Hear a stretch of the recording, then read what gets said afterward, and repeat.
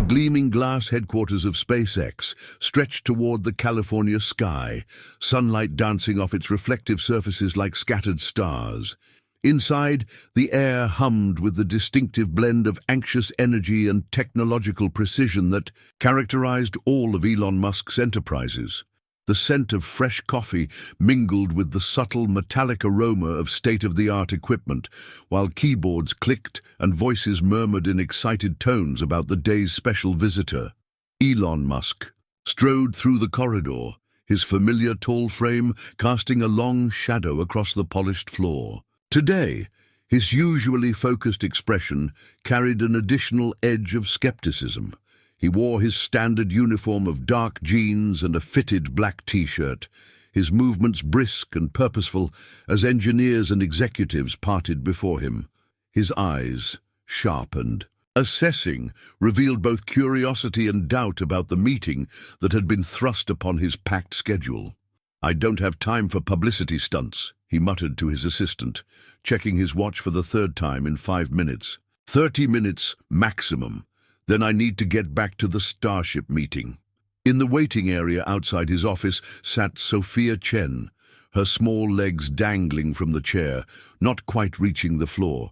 At 10 years old, she possessed a presence that seemed to expand beyond her physical size. Her dark hair was pulled back in a practical ponytail, and she wore a simple blue dress with a small pin of the periodic table affixed to its collar. Unlike most children her age in such surroundings, Sophia wasn't fidgeting or wide-eyed with wonder. Instead, she calmly reviewed notes on her tablet, occasionally making adjustments with quick, decisive movements of her fingers. Beside her sat her father, Michael Chen, a professor of electrical engineering at UCLA.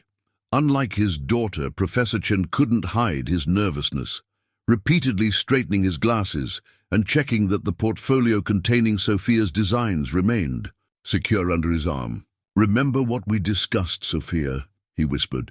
"Mr. Musk is very busy, so be direct and specific about your design improvements." Sophia nodded without looking up. "The calculations are solid, Dad. The solar panel efficiency increase speaks for itself." When Musk finally entered the conference room, where they had been escorted, the contrast between the tech mogul and the child genius was striking, power and accomplishment facing youth and potential. Sophia stood, her posture straightening as she extended her hand with surprising formality. "Mr. Musk, thank you for meeting with me. I'm Sophia Chen." Musk shook her hand with a brief nod, his expression a careful neutral as he took his seat at the head of the table. "I understand you have some ideas about our solar technology. Your father's connections at UCLA got you this meeting, but I should warn you that my teams have been working on these problems for years." Sophia didn't flinch at his tone. "Yes, sir. I'm aware of your team's excellent work. That's why I've focused on a specific improvement to the photovoltaic efficiency in your residential panels." Michael Chen opened the portfolio, but Musk raised his hand to stop him. "Before we get into details, I'm curious, what makes a 10-year-old interested in solar panel efficiency? Most kids your age are watching TikTok or playing Minecraft." "I do play Minecraft," Sophia replied with unexpected candor, a slight smile touching her lips. But I also read your biography when I was 7, and I've been following SpaceX and Tesla's technological development since then. I believe sustainable energy is the most important challenge facing my generation." Musk's expression remained skeptical, but he gestured for her to continue. "All right then, impress me."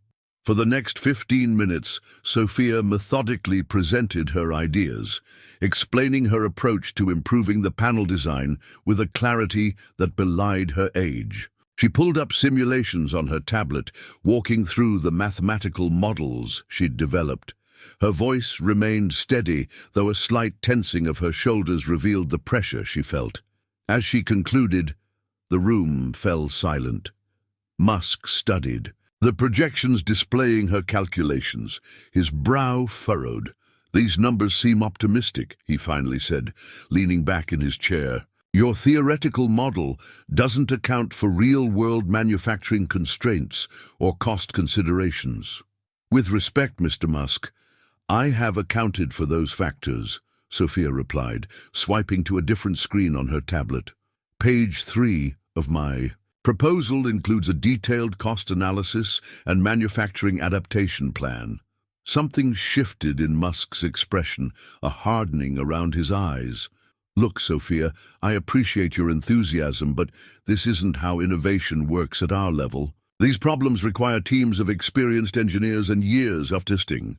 But the formulas, Sophia began. The formulas are interesting academic exercises, Musk interrupted, standing abruptly. But there's a vast difference between classroom theory and industrial application. Your approach fundamentally misunderstands our manufacturing processes. Professor. Chen cleared his throat nervously. Mr. Musk, perhaps if you reviewed the full proposal. I've seen enough, Musk said, gathering his papers. The efficiency gains you're suggesting would require a completer tooling of our production lines, which would be prohibitively expensive for the marginal improvements projected. Sophia's hands trembled slightly as she lowered her tablet. The improvements aren't marginal, Mr. Musk. I've calculated a 22% efficiency increase under standard test conditions. Those calculations are based on flawed assumptions, Musk replied, his tone final. I admire your interest in the field, Sophia. Stay in school, keep learning, and maybe in 10 years you could join one of our engineering teams. But right now, this proposal isn't viable for Tesla. The rejection hung in the air, heavy and absolute. Sophia's face remained composed, though the light in her eyes dimmed noticeably. She didn't argue or plead. Instead, she carefully packed away her tablet and notes, her movements deliberate and controlled. Thank you for your time, Mr. Musk, she said quietly, her voice steady, despite the obvious disappointment. As Musk turned to leave, pausing only to exchange a few quiet words with his assistant at the door, Professor Chen placed a supportive hand on his daughter's shoulder. It's okay, Sophia. This was always a long shot. It's not okay, Dad, she whispered, watching Musk's retreating figure. He didn't really look at the models. He decided before I even finished. Through the glass walls of the conference room, they could see Musk already engaged in another conversation, the encounter with the young genius apparently forgotten. But as Sophia stood to leave, her gaze lingered on the notes she'd prepared, months of work dismissed in minutes. What will you do now? Her father asked gently as they walked toward the exit, passing curious glances from space employees. Sophia was quiet for a moment, her young face thoughtful in a way that made her seem much older than her years. Finally, she looked up at her father, something resolute settling in her expression. I'm going to prove him wrong, she said simply. Not because I'm angry, but because I know I'm right, and people need this technology. As they stepped out into the California sunshine, Sophia turned back once to look at the SpaceX building, its sleek architecture reaching for the stars. Inside, Elon Musk had already moved on to his next meeting, unaware that the brief interaction had planted the seed for something that would eventually force him to reconsider everything he thought he knew about innovation, age, and the unexpected. Places where genius can emerge.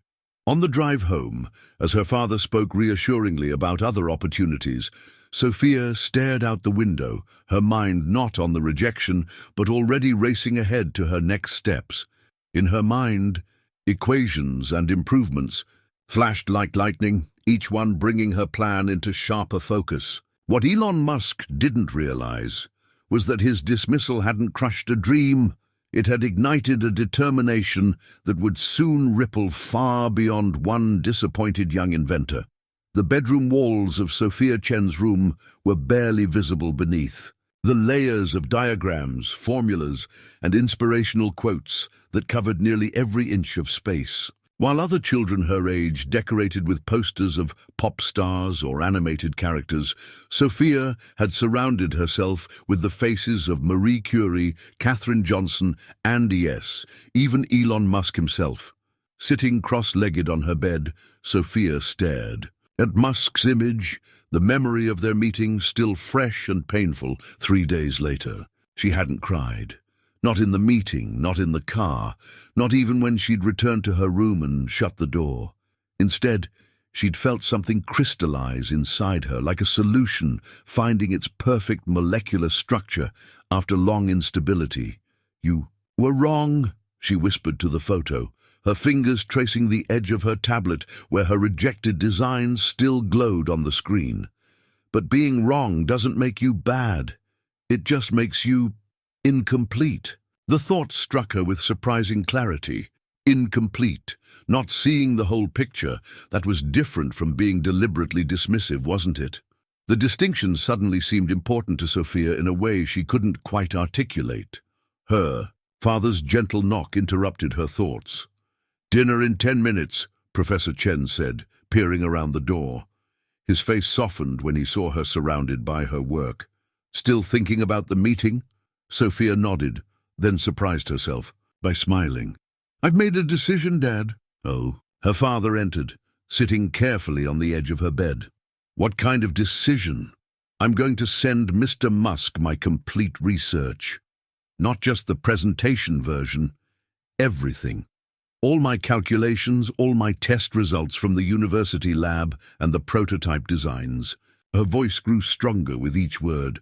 "And I'm going to include a letter thanking him for his time." Michael Chen's eyebrows rose in surprise. "Thanking him? After how dismissive he was?"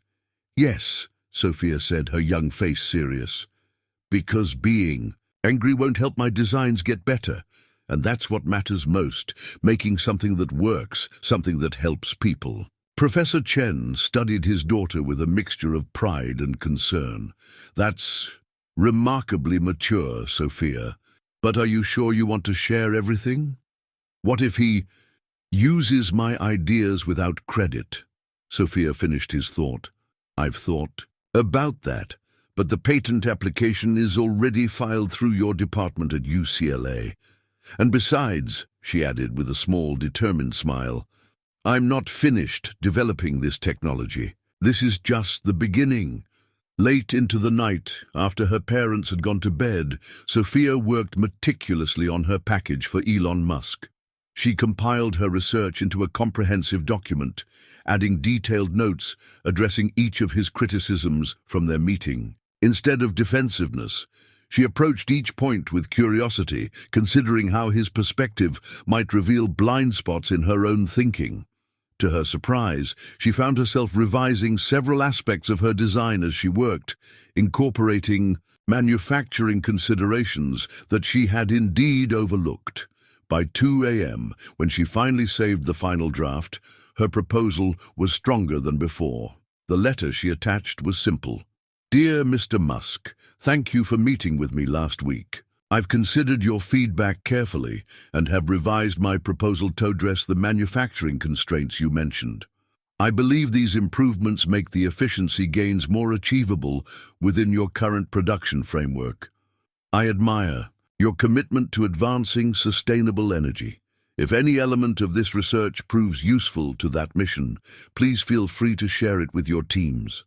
Respectfully, Sophia Chen." 3 weeks passed with no response. Sophia returned to her regular routine: advanced classes at her specialized STEM school in the mornings, research time at her father's university lab in the afternoons, and family dinner each evening where her mother, Dr. Lin Chen, a pediatric surgeon, would insist on no science talk for at least 15 minutes, please. It was during one such dinner that Sophia's story took an unexpected turn. "I had an interesting patient today," Dr. Chen mentioned, passing the steamed vegetables. "A senior engineer from Tesla. He mentioned they're implementing some new efficiency protocols in their solar division." Professor Chen and Sophia exchanged quick glances. "Did he mention anything specific?" Sophia asked, trying to sound casual. "Not really," her mother replied, "though he did say something about their CEO being particularly interested in the project. Apparently, there was some unusual source of inspiration." Sophia carefully placed her fork down. "Did he say what the source was?" "No, but he seemed quite excited about it. said it could be a game-changer for their residential units. Later that evening, as Sophia worked on her homework, her tablet chimed with an email notification. The sender was unfamiliar, jrogers@tesla.com, but the subject line made her breath catch. Solar panel efficiency proposal, S. Chen. With slightly trembling fingers, she opened the message. Ms. Chen, my name is Janice Rogers, Director of Research at Tesla Energy. Your proposal was recently brought to our attention, and after extensive review, our team has identified several components that merit further exploration. While we can't implement your full design as proposed, we would like to discuss the possibility of incorporating elements of your efficiency model into our next-generation panels. Mr. Musk has asked me to reach out directly to schedule a follow-up conversation. Please let me know your availability for a video conference next week. Regards, Janice Rogers, Director of Research, Tesla Energy. Sophia read the email 3 times, her heart pounding. Not a full acceptance, but not a rejection either. An acknowledgement. A door slightly opened. She rushed to her parents' room, tablet in hand, interrupting their evening reading. As she showed them the email, her mother's eyes widened in surprise. This is very unusual, Dr. Chen said, adjusting her reading glasses. Companies don't typically engage with children, no matter how brilliant. Professor Chen looked thoughtful. What did you include in that package you sent exactly? Everything, Sophia answered simply. All my research, all my test results, and I thanked him for his time. You thanked him? Her mother seemed puzzled. After he dismissed you so quickly, Sophia nodded. Being right isn't enough if no one will listen to you. Sometimes you have to give people a bridge to walk across, a way to change their minds without feeling like they're losing. Her parents exchanged one of those meaningful looks that parents often share when their child says something that transcends their years. News of Tesla's interest in Sophia's work spread quickly through her father's university department. Dr. Amanda Mitchell, a renowned materials scientist who had occasionally mentored Sophia, requested a meeting the following day. I've heard about your proposal to Tesla, Dr. Mitchell said, as they sat in her cluttered office. I'm not surprised they've reconsidered. Your approach to the crystalline structure is genuinely innovative, Sophia smiled cautiously. They haven't accepted it yet. Just a follow-up meeting. That's more than most get with them, Dr. Mitchell replied, leaning forward. But listen, Sophia, I want you to be prepared. The scientific community, especially the corporate side, can be complicated when it comes to young innovators, particularly young female innovators. Because they don't expect someone like me to have good ideas? Sophia asked, her tone matter-of-fact rather than bitter. Precisely. Your age and gender will make some people look for ways to discredit you. Dr. Mitchell's expression softened. Which is why your response to Musk's initial rejection was so brilliant. You didn't get defensive or argumentative. You simply presented your work more thoroughly and respectfully. Sophia considered this. I wasn't trying to be strategic. I just thought it was the right thing to do. Sometimes the most powerful strategies are simply doing what's right, Dr. Mitchell smiled. I'd like to help you prepare for this follow-up meeting, if you're willing. Across town, in Tesla's California headquarters, a similar conversation was taking place in Janice Rogers' office. I still don't understand why you forwarded me that email, Elon Musk said, pacing by the window. We get thousands of unsolicited proposals. Janice remained calm. Because I've been working in solar technology for 20 years, and I recognized something genuinely valuable. The Chen approach to panel crystallization could solve the efficiency plateau we've been stuck on for the past 18 months. She's 10 years old, Musk said, though his tone held more confusion than dismissal now, and remarkably, her age is the least interesting thing about her work, Janice replied evenly. The question is whether you're willing to acknowledge that you might have missed something important in your first assessment. Musk stopped pacing, his gaze distant as he processed this challenge. Those who knew him well recognized this expression. He was rapidly recalculating, reassessing, reconsidering a problem from multiple angles simultaneously. "Set up the meeting," he finally said. "But I want a complete analysis from your team before we proceed. If there's merit here, we'll explore it. If not—" He left the sentence unfinished. "Of course," Janice nodded. But as Musk left her office, she allowed herself a small smile. She'd already had her team analyze Sophia's proposal thoroughly. The results had been unequivocal. The Chen efficiency model worked, and it worked remarkably well. As the news of the upcoming meeting circulated through both Tesla and UCLA's engineering department, reactions varied wildly. Some were skeptical, others intrigued. A few were openly dismissive of the child genius publicity stunt, as one Tesla engineer described it in a break-room conversation. But something unusual was already happening. People were talking about innovation, about preconceptions, about where good ideas come from and whether they should be judged by their source or their substance.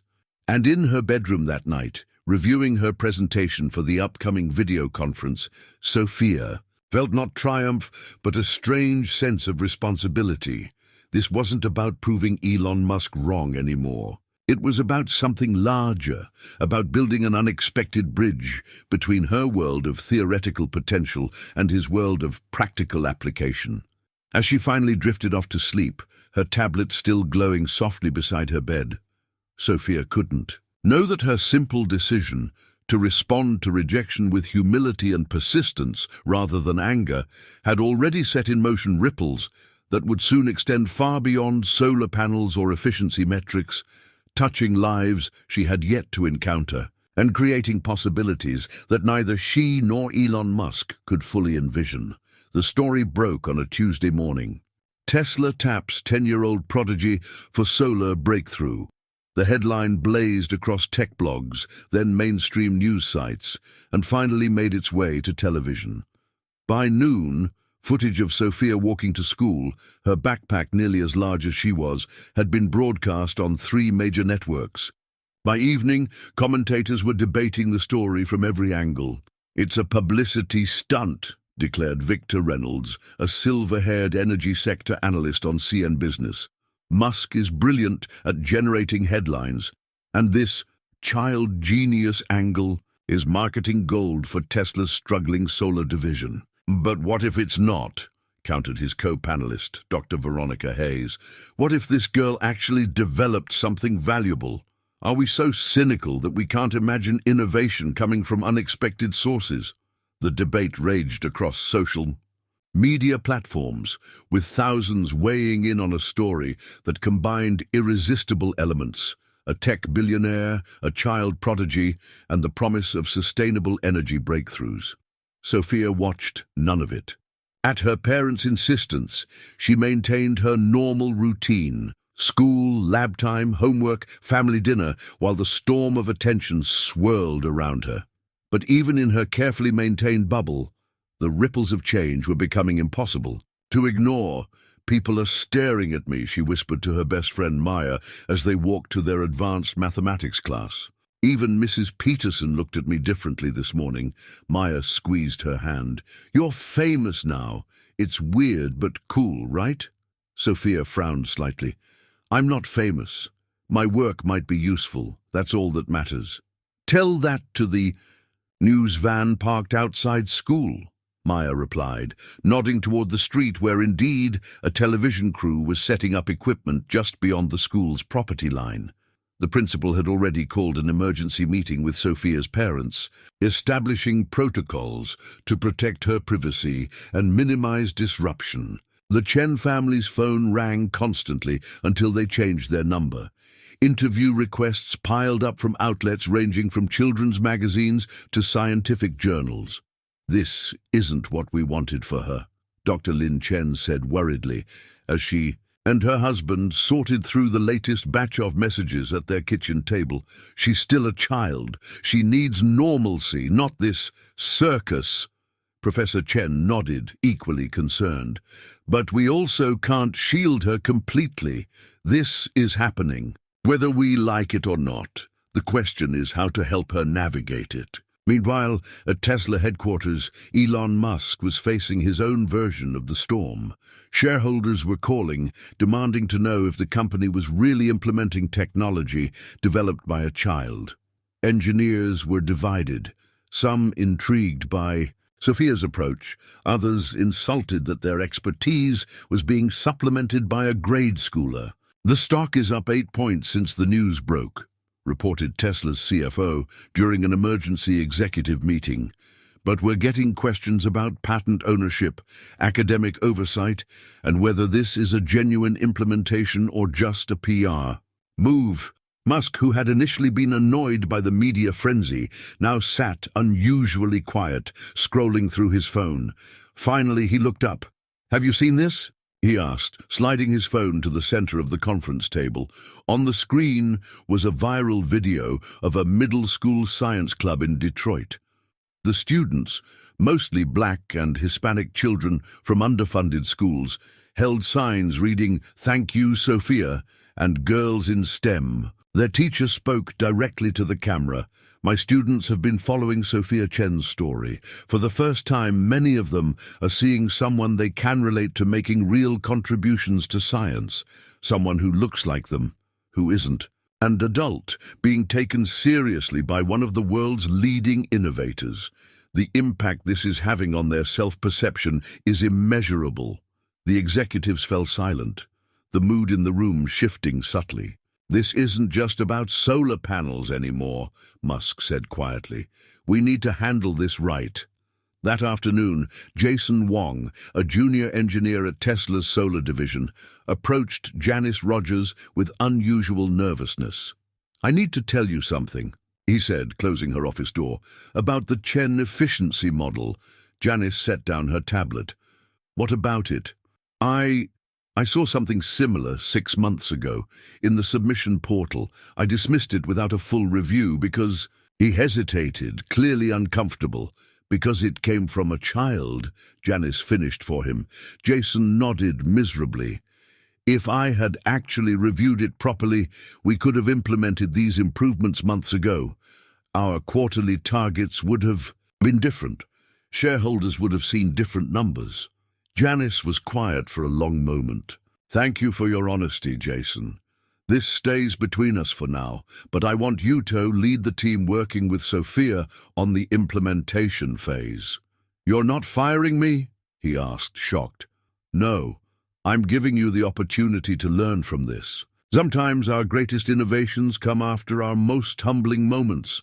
She gave him a meaningful look. "Sophia Chen isn't the only one who can teach us something valuable." As news of the collaboration spread, so did the financial implications. Tesla's stock continued to rise. Competitors scrambled to assess the potential impact on the solar market. Venture capital firms began actively searching for other young innovators, particularly girls in STEM fields who might have been previously overlooked. But the most immediate impact was happening in Sophia's world. Her father's university suddenly found itself in the spotlight, with the administration quickly organizing press conferences to highlight their long-standing commitment to nurturing young scientific talent, a program that had barely existed before Sophia's rise to prominence. "They're naming a scholarship after you," Professor Chen told his daughter over dinner, "the Sophia Chen Young Innovators Fund, full tuition for girls showing exceptional promise in STEM fields." Sophia looked up from her food, genuinely surprised. "But I didn't do anything to deserve that." "You did something extraordinary," her mother corrected gently. "You developed valuable technology, yes. But you also responded to rejection with grace and persistence. That's a lesson worth teaching." Sophia considered this, twirling pasta around her fork. "Will it help other kids like me? Kids who have ideas but might not be taken seriously?" "That's exactly what it will do," her father confirmed. For the first time since the media storm began, Sophia smiled fully, her eyes lighting up with genuine excitement. "Then it's worth all the weird attention." Not everyone shared her enthusiasm. That evening, as Sophia was completing her homework, Her tablet chimed with a video call from Dr. Amanda Mitchell. "I wanted to check on you," the scientist said, her face concerned. "Things are moving very quickly." "I'm okay," Sophia assured her. "It's strange having people talk about me, but the actual work with Tesla is exciting. We have our first official development meeting tomorrow." Dr. Mitchell nodded. "I've heard, but I've also heard some troubling rumors. There's a narrative building in certain circles that you aren't the primary developer of this technology, that your father or other UCLA researchers did their work and are using you as a compelling story." Sophia's expression fell. "That's not true. I know it's not. I've seen your lab notes, your process documentation. But Sophia, this happens to women in science constantly, and it happens to young people, and it's happening to you intensified because you're both." "What should I do?" Sophia asked, her voice smaller than usual. "Document everything. Maintain meticulous records of your development process. And most importantly, don't let anyone minimize your contribution or take control of your narrative."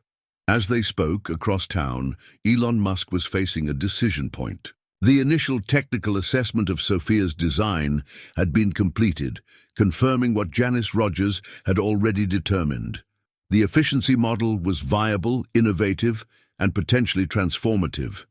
But implementing it would require significant retooling of production lines, exactly as Musk had objected to in their first meeting. "The ROI analysis is compelling," his CFO noted, "but there's still significant risk involved."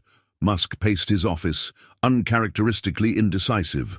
Finally, he stopped at the window, looking out at the California sunset. "Schedule a meeting," he said abruptly. "Not a video call, in person. I want to talk to Sophia and her parents directly before we make this decision." "About the technical specifications?" his assistant asked. "No," Musk replied. "About something more important." As Thursday dawned, both Sophia Chen and Elon Musk prepared for a meeting neither had anticipated when they first encountered each other weeks earlier.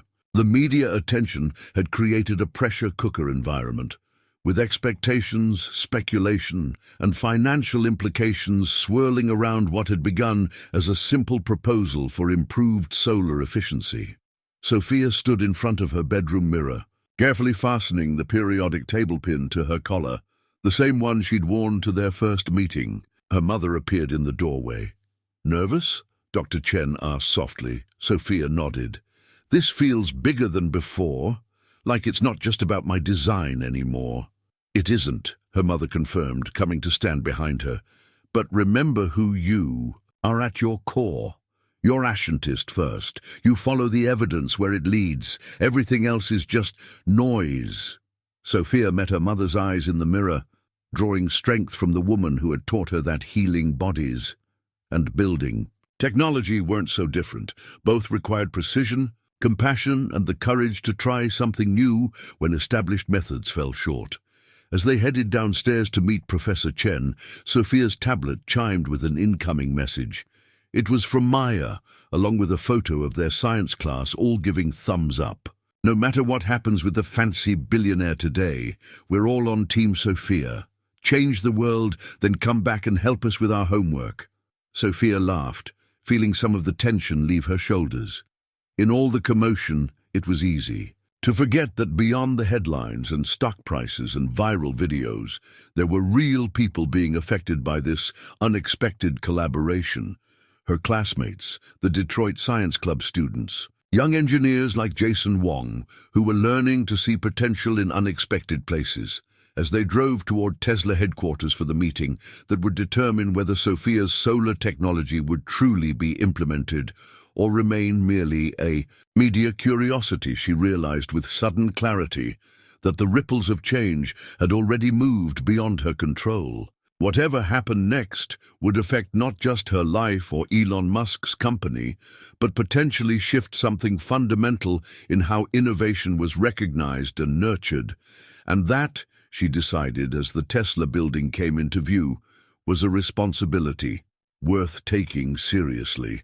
The security protocols at Tesla headquarters had been enhanced since Sophia's last visit.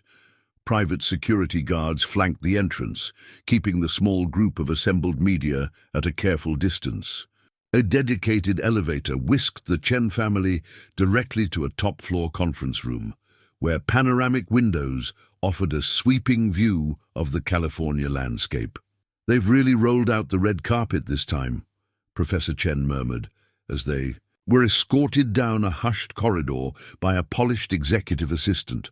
Unlike their previous visit, where Sophia had clutched her tablet with eager anticipation, today she walked with measured steps, her expression thoughtful rather than anxious.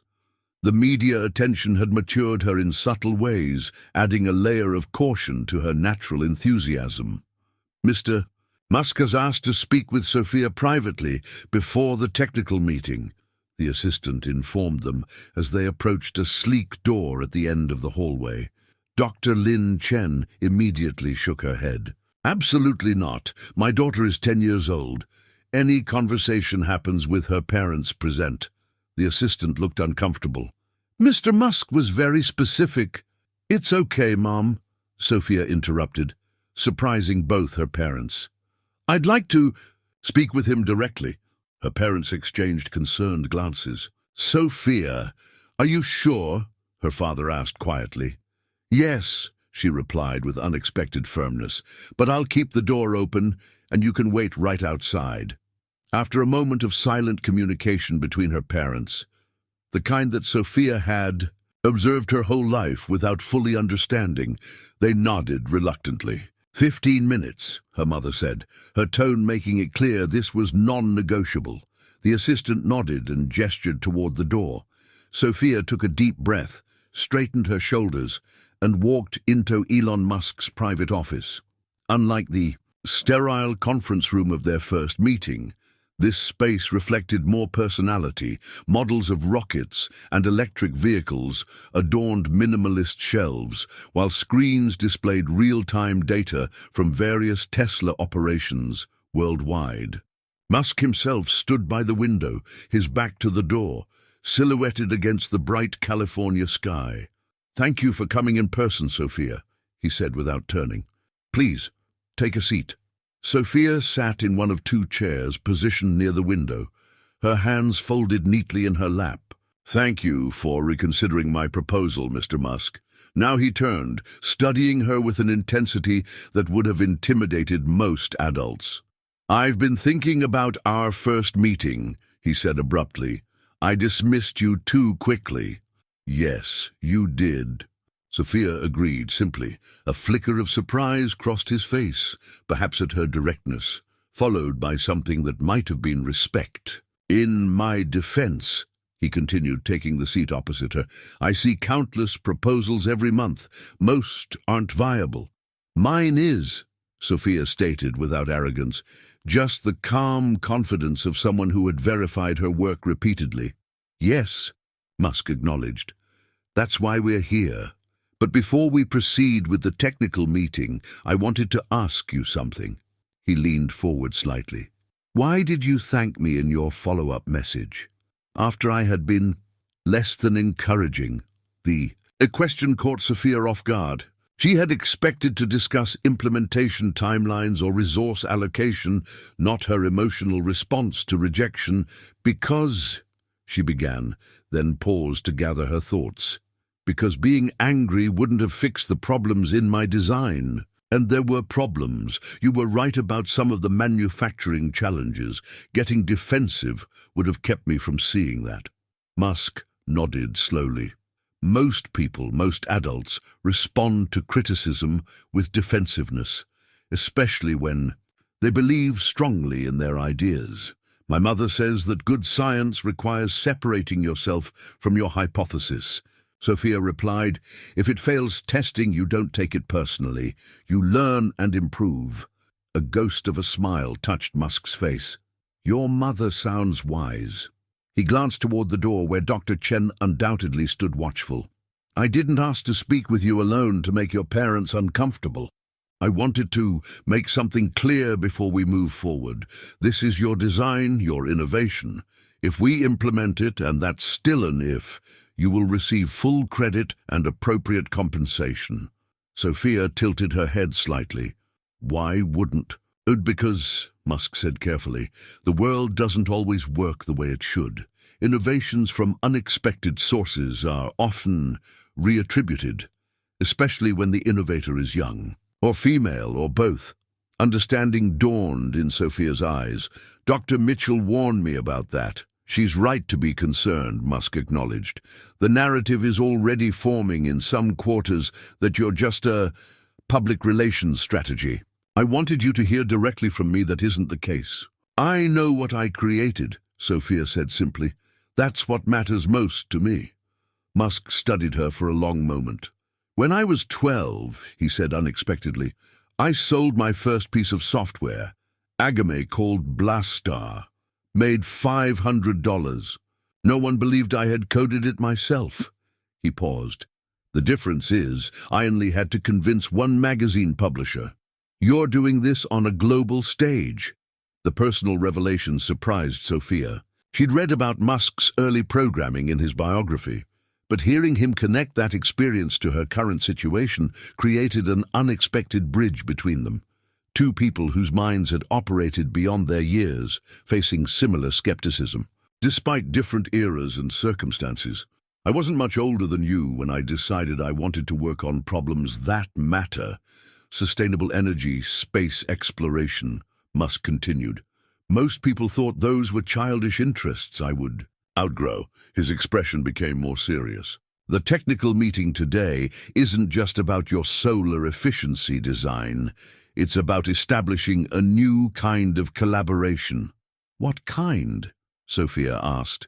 One that acknowledges innovation can come from anywhere, even a 10-year-old with exceptional insight into crystalline structures. He stood, indicating their private conversation was drawing to a close. Are you ready for this? Once we move forward, things get more complicated, not less. Sophia considered the question carefully. I think so. But I'll need help navigating the parts that aren't about the science. That's why we're here, Musk said, moving toward the door, to figure out that part together. As they exited the office, Sophia's parents immediately moved to her side, their expressions a mixture of concern and curiosity. Everything okay? Professor Chen asked quietly. Sophia nodded, her expression thoughtful. I think so. It was different than I expected. The main technical meeting that followed was unlike anything Tesla typically conducted. Seated around the conference table were Sophia and her parents, Elon Musk, Janice Rogers, Jason Wong, and two patent attorneys. The atmosphere was at once formal and strangely tentative, as if all participants were aware they were charting unfamiliar territory. Let's begin with the technical assessment, Janice suggested, bringing up detailed slides on the main screen. Our team has thoroughly evaluated the Chen efficiency model and confirmed viability under both laboratory and simulated production conditions. Jason Wong, looking slightly nervous but determined, elaborated on the testing protocols. We've verified the 22% efficiency increase in controlled settings, though real-world performance will likely stabilize around 18 to 20% once implemented at scale, which is still revolutionary, Musk interjected. The industry hasn't seen an efficiency jump like that in years. As the technical discussion progressed, Sophia participated actively but selectively, speaking with precision when addressing specific aspects of her design. Her parents, though present and attentive, allowed her to take the lead, a clear signal to everyone in the room that this was truly her innovation. The production adaptation will require significant retooling, Jason acknowledged, bringing up the very concern Musk had raised in their first meeting. But our financial analysis indicates the efficiency gains will offset those costs within 14 months. 11, Sophia corrected quietly, pointing to a specific calculation on the screen. If you account for the reduced material waste in the revised manufacturing process. Jason blinked, quickly reviewed the numbers. then nodded with grudging respect. She's right. 11 months. The dynamic in the room shifted subtly. Professionals who might have been humoring a child prodigy, one of the attorneys said, bringing up a new set of slides. Given Ms. Chen's age and status as a student, we propose a unique arrangement. What followed was a careful negotiation that acknowledged both the reality of Sophia's youth and the value of her contribution. Tesla would license the technology rather than purchase it outright. A significant portion of the licensing fees would be placed in an educational trust for Sophia, while another portion would fund the newly established scholarship program at UCLA. Sophia would maintain inventor status on all patents, with technical support from Tesla's engineering team for further development. And one more thing, Musk added, looking directly at Sophia. We'd like to establish a remote mentorship program. You'll have direct access to our senior engineering team to continue your work with appropriate educational oversight. Dr. Lin Chen leaned forward. My daughter is still a child. Her education and well-being remain our priority. Absolutely, Musk agreed. That's why we're proposing limited hours, full parental involvement, and coordination with a school curriculum. As the adults debated specific terms, Sophia found herself drifting momentarily into her own thoughts. 6 weeks ago, she had sat in this same building, facing a dismissive Elon Musk across a conference table, her dreams seemingly crushed. Now they were discussing implementation timelines and mentorship structures for her technology. The conversation around her blurred slightly as a memory surfaced. Sitting in her father's university office when she was 7 years old, watching him struggle with a solar efficiency equation on his whiteboard. The problem, he had explained when she asked, is maximizing light absorption while minimizing production costs. She had thought about that problem for 3 years before the solution began to crystallize in her mind. Sophia! Her father's voice pulled her back to the present. They're asking about your availability for the initial implementation phase.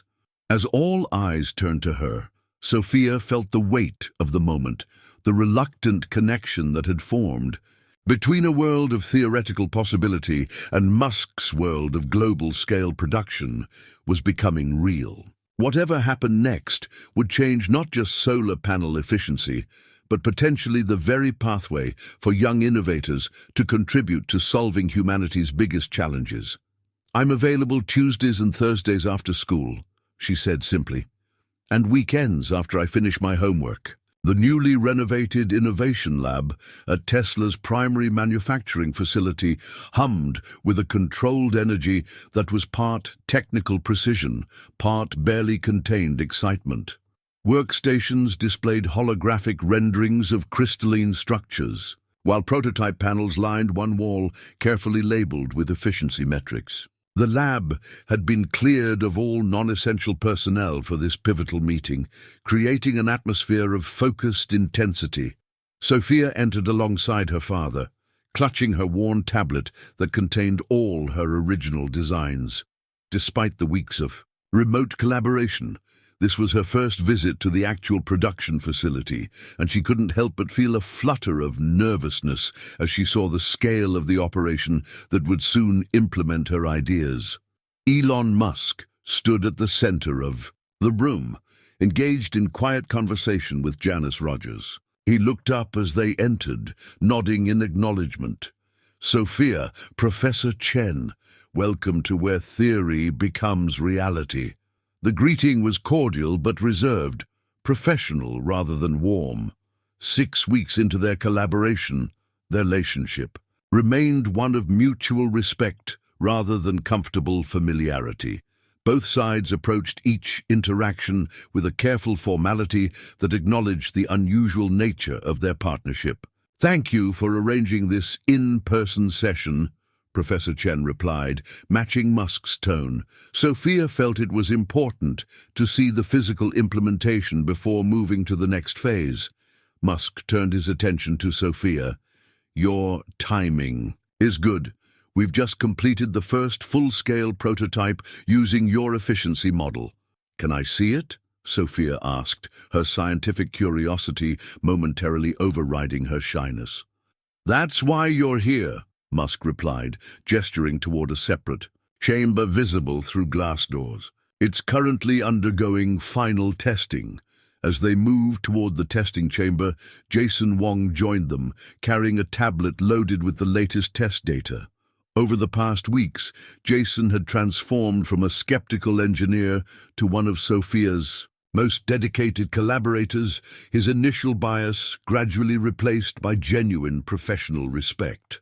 The numbers are holding steady at 19.2% efficiency increase, he reported, swiping through graphs. That's at the upper range of our projected real-world performance. What about the temperature variation issue? Sophia asked, immediately focusing on the technical challenge that had occupied their most recent virtual meetings. That's what I wanted to show you, Jason replied, a hint of excitement creeping into his voice. We implemented your cooling channel modification, and the degradation rate under extreme temperature conditions decreased significantly. As they entered the testing chamber, the conversation shifted fully into technical territory. Discussions of nanocrystalline structures, photovoltaic, sensitivity ranges, and manufacturing tolerances. To any observer, the interaction would have appeared unusual only because of Sophia's age. In all other respects, it was a standard technical consultation between collaborating engineers. Musk observed more than participated, occasionally asking clarifying questions, but mostly watching the interaction between the child prodigy and his engineering team. His expression revealed little, but those who knew him well might have noticed a gradual softening in his stance, a growing acceptance that genuine innovation could indeed come from unexpected sources. After nearly an hour of technical discussion, Janice suggested they break for lunch. The catering team had set up Aspread in a conference room adjacent to the lab, a selection of sandwiches, salads, and beverages arranged on a side table. As the group dispersed to fill their plates, Sophia found herself momentarily alone, studying a wall display showing the global impact projections for the enhanced solar technology. The numbers were staggering. Hundreds of thousands of tons of carbon emissions prevented, substantial energy cost reductions, accelerated timelines for renewable energy adoption. Impressive, isn't it? Musk's voice came from behind her. When you scale an efficiency gain across millions of units, the impact becomes exponential. Sophia nodded, still absorbing the magnitude. I didn't really think about that part when I was developing the design. I was just trying to solve the physics problem. That's how the best innovations often start, Musk said, moving to stand beside her. Solving an interesting problem for its own sake, the broader implications emerge later. They stood in silence for a moment, both contemplating the display. Then Musk asked an unexpected question. Why solar? Of all the technological challenges you could have tackled, why focus on this one? Sophia considered the question carefully. I read about the climate crisis when I was 7. The science was clear, but the solutions seemed so slow and incremental. Solar had the most potential for exponential improvement. She paused. Also, my grandmother in China lives in a village that didn't have reliable electricity until they installed solar panels 3 years ago. Now, she can video chat with us without the connection dropping. This personal detail seemed to surprise Musk. Your innovation has a direct connection to your family's experience. Doesn't yours? Sophia asked with genuine curiosity. The question caught Musk off guard. For a moment, his carefully maintained professional demeanor slipped, revealing a flicker of something more personal. In some ways, he acknowledged, though I didn't realize it until much later. Before Sophia could respond, Jason approached with a technical question, and the moment of personal connection dissolved back into professional collaboration. Yet something had shifted. A small bridge had formed between them, not just as innovator and implementer, but as two people who understood the connection between personal experience and technological vision. After lunch, the meeting transitioned to a planning session for the public announcement of the Tesla Solar Initiative, as it had been officially named. Marketing executives presented campaign concepts while legal advisors outlined the carefully structured messaging around Sophia's role. "We need to be very careful about how we present this partnership," cautioned Sarah Lee, Tesla's chief communications officer. "We want to highlight Sophia's genuine innovation without creating a media circus that could disrupt her education and development." "Or make it seem like a publicity stunt," Professor Chen added, expressing the concern that had hovered over the project from the beginning. "Exactly," Sarah agreed, "which is why we're proposing a limited press engagement focused primarily on the technology rather than Sophia's age. We'll acknowledge her as the primary innovator, but emphasize the collaborative implementation process." Sophia, who had been quietly listening, spoke up. "What about the other young inventors, the ones who've been contacting me?" Since the initial news had broken, Sophia had received hundreds of messages from young people worldwide, children and teenagers with ideas, designs, and prototypes who had previously found no path to having their innovations taken seriously. "What about them?" Musk asked, his interest clearly piqued. "Could we use this announcement to create something more permanent? Not just about me or my design, but a way for other kids with ideas to connect with companies that could implement them." The room fell silent as the adults considered this suggestion. It was Janice who spoke first. "She's right. This could be more than a one-time success story. It could be a systematic change in how we identify and nurture innovation." Musk's expression turned thoughtful. "A youth innovation pipeline, with proper educational oversight and ethical guidelines." He nodded slowly. "It has potential, significant potential." As the adults began discussing the logistics and implications of this expanded vision, Sophia found herself thinking about Maya's most recent message. "You're not just making better solar panels, you're making it harder for people to ignore kids, like us." The planning session continued for another hour, gradually evolving from a discussion about a single technology announcement to the framework for a more comprehensive initiative. Throughout, Sophia contributed selectively, but meaningfully, her perspective helping to shape a program that would balance educational development with genuine innovation opportunities. As the meeting drew to a close, one final unexpected connection formed. Derek Foster, Tesla's senior materials scientist, approached Sophia with a hesitant expression. "I hope this isn't inappropriate," he said, glancing at Professor Chen for permission, "but I brought something I thought might interest Sophia." From his bag, he withdrew a small, worn notebook with faded handwriting visible on its pages. "This belonged to my grandmother, Eliza Foster. She was a materials scientist in the 1940s, working on solar technology decades before it was commercially viable."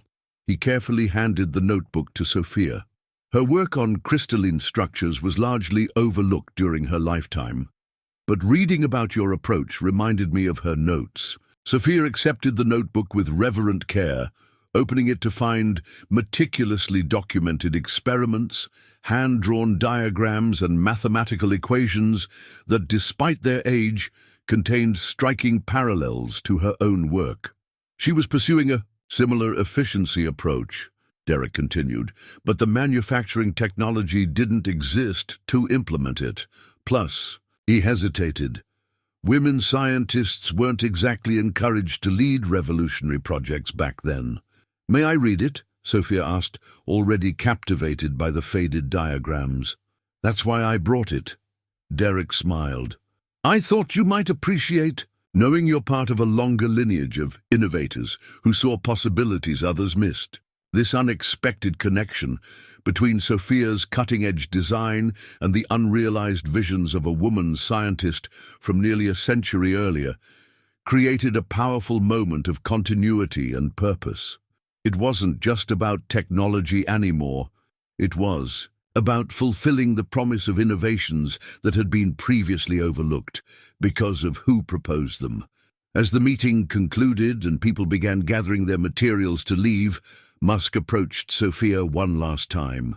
"That notebook," he said, nodding toward Eliza Foster's journal, which Sophia still held carefully. "That's something special." "Yes," Sophia agreed. "It makes me wonder how many other great ideas never had the chance to become real." "Too many," Musk acknowledged. Then with unusual candor he added, "including almost yours." The statement hung in the air between them, an acknowledgement of how close he had come to dismissing what was now proving to be a significant technological breakthrough. "But it did become real," Sophia said simply. "That's what matters." Musk studied her for a moment, then nodded. "Next week we begin prototype production. Would you like to be present when the first full panel comes off the line?" "Yes, please," Sophia replied, her eyes lighting up with genuine excitement. As they said their goodbyes and headed toward the exit, Professor Chen placed a hand on his daughter's shoulder. "You know," he said quietly, "when we first came here, I was worried about how they would treat you, whether they would take your work seriously." "And now?" Sophia asked. "Now I'm seeing something I didn't expect." He glanced back at Musk, who was deep in conversation with Janice about implementation timelines. "You're not just getting recognition. You're changing how they think about innovation itself." As they stepped outside into the California sunshine, Sophia clutched the borrowed notebook to her chest, feeling the weight of its history and promise. Something important had begun in that laboratory today. A discovery not of new technology, but of common ground between unlikely collaborators, united by a shared vision of what might be possible if good ideas were evaluated on their merit rather than their source. The prototype production facility buzzed with an energy that transcended the usual hum of industrial activity. Engineers and technicians moved with purposeful precision, checking monitors and making minute adjustments to the manufacturing line. Today marked the first full-scale production run of solar panels incorporating the Chen efficiency model, a moment that represented not just a technological achievement, but the culmination of an unlikely partnership. Sophia stood on the observation platform alongside her parents, Elon Musk, and key members of the Tesla team. She wore a custom lab coat embroidered with her name, a gift from the engineering department that had arrived that morning. Though it was the smallest size available, it still engulfed her small frame, the sleeves carefully rolled up to free her hands. "The first panel should emerge in approximately 3 minutes, announced the production manager, his voice carrying pride that extended beyond the usual professional satisfaction. Everyone present understood they were witnessing something historic. "Nervous?" Musk asked, glancing down at Sophia. She nodded honestly. "What if it doesn't work at scale? What if the efficiency drops when it's manufactured this way?" "Then we adjust and try again," he replied matter-of-factly. "That's engineering."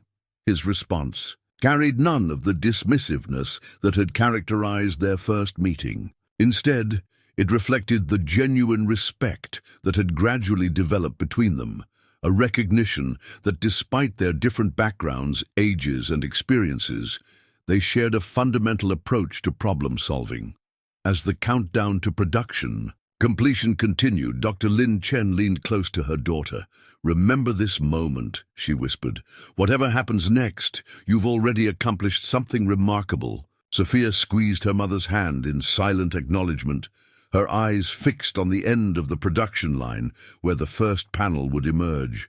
A chime sounded, followed by the whir of mechanical arms making final adjustments. Then, with seamless precision, the first panel moved onto the testing platform, its surface gleaming under the specialized lighting designed to mimic natural sunlight. For a moment, the entire facility fell silent as the testing equipment calibrated and began its assessment. Numbers began flowing across the main screen. Voltage output, conversion efficiency, structural integrity. Green indicators flashed one after another as each parameter met or exceeded specifications. Then the final efficiency reading appeared, 19.8%. A spontaneous cheer erupted from the engineering team, quickly spreading throughout the facility. The panel had not just met, but exceeded the projected real-world efficiency increase. "Congratulations, Sophia," Musk said, his usually reserved expression giving way to genuine enthusiasm. "You've just helped change the trajectory of sustainable energy adoption."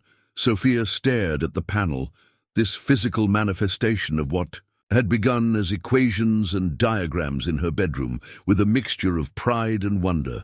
Her father's arm wrapped around her shoulders, while her mother discreetly wiped a tear.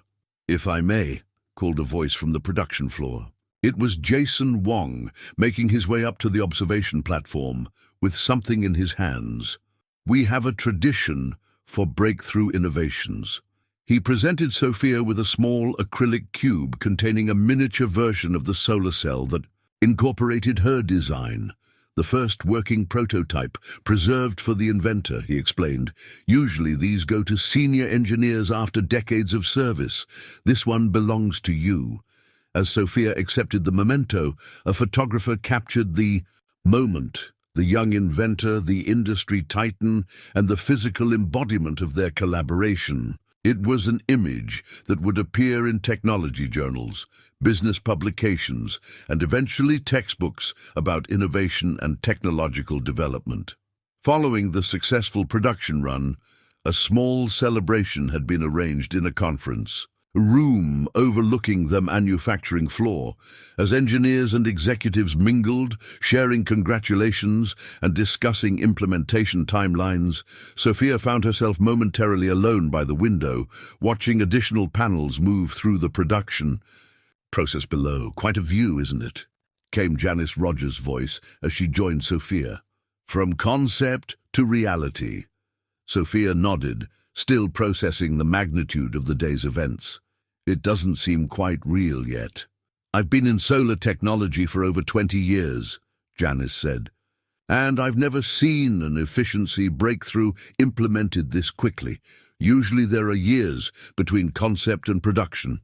"Because of Mr. Musk?" Sophia asked, glancing across the room where the Tesla CEO was engaged in conversation with her. "Parents, partly," Janice acknowledged, "but also because of you."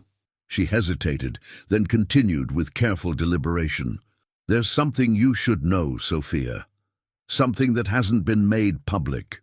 Sophia turned to face her fully, curious at the shift in tone. "When your proposal first came to us, it wasn't just innovative, it was transformative. And not just for solar technology." Janice lowered her voice slightly. "Your crystalline structure approach has applications beyond solar panels. Our research team has identified potential uses in battery technology, semiconductor manufacturing, even medical imaging." Sophia's eyes widened as she processed this information. "Beyond solar, I hadn't considered that. Few people did, which is why it was overlooked for so long." Janice's expression became more serious. "The patent applications we've filed together cover these extended applications, but there's something else, something that emerged during our deep research into the approach." From her portfolio, Janice withdrew a folder marked with security classifications. "This required special clearance to access. It's from a research initiative in the 1970s that was ultimately abandoned. Inside were photocopies of old technical documents, diagrams, and experimental notes, all featuring crystalline structures remarkably similar to Sophia's design. These were developed by Dr. Eleanor Wright at Berkeley in 1972, Janice explained.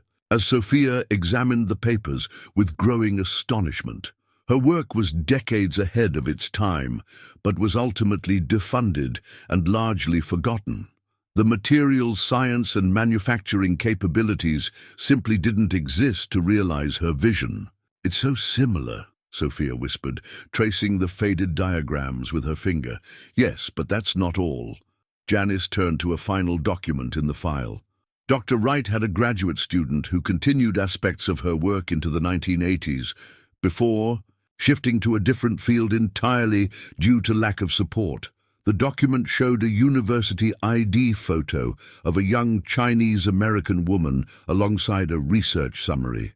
"Dr. Grace Chen," Janice said quietly. "Your grandmother." Sophia stared at the photo in stunned silence, the revelation sending a jolt through her system. "My grandmother was a material scientist, but she was a mathematics teacher. That's what my father always told me." "She was both," Janice confirmed. "After her research funding was cut, she returned to China and taught mathematics. But before that, she was part of a pioneering team working on advanced crystalline structures for energy applications." "Does my father know?" Sophia asked, her voice barely above a whisper. "I don't believe so. According to our research, Dr. Grace Chen rarely spoke about her earlier work after returning to China. The political climate there made Western scientific connections complicated." Sophia's mind raced, connecting fragments of memories: her grandmother's curiosity about her science projects, the worn textbooks in her home in China, the way she had encouraged Sophia's interest in mathematics and materials from an early age. "Approach you developed independently," Janice continued gently, "bears striking similarities to your grandmother's unfinished work, different in application and more advanced in execution, but built on remarkably similar principles." "Scientific intuition can run in families," came Elon Musk's voice as he approached, having overheard the latter part of their conversation. "The ability to see patterns and possibilities that others miss." He studied the documents in Sophia's hands with evident interest. "May I?" Sophia nodded, still processing the revelation as Musk examined the historical research. "Remarkable," he murmured. "A 40-year gap, yet the fundamental insight reappears, not through direct knowledge transfer, but through some shared way of perceiving the problem." He looked up at Sophia. "Have you told your father yet?" "I just learned about it myself," she replied, her voice unsteady. Musk nodded toward where Professor Chen stood across the room. "Perhaps you should." As Sophia moved toward her father, clutching the folder containing this unexpected connection to her family's past, Musk turned to Janice. "You found this during the extended patent search?" "Yes. It was buried in archived research that never reached commercial development." Janice watched as Sophia showed the documents to her visibly shocked father. "The scientific lineage makes the story even more compelling."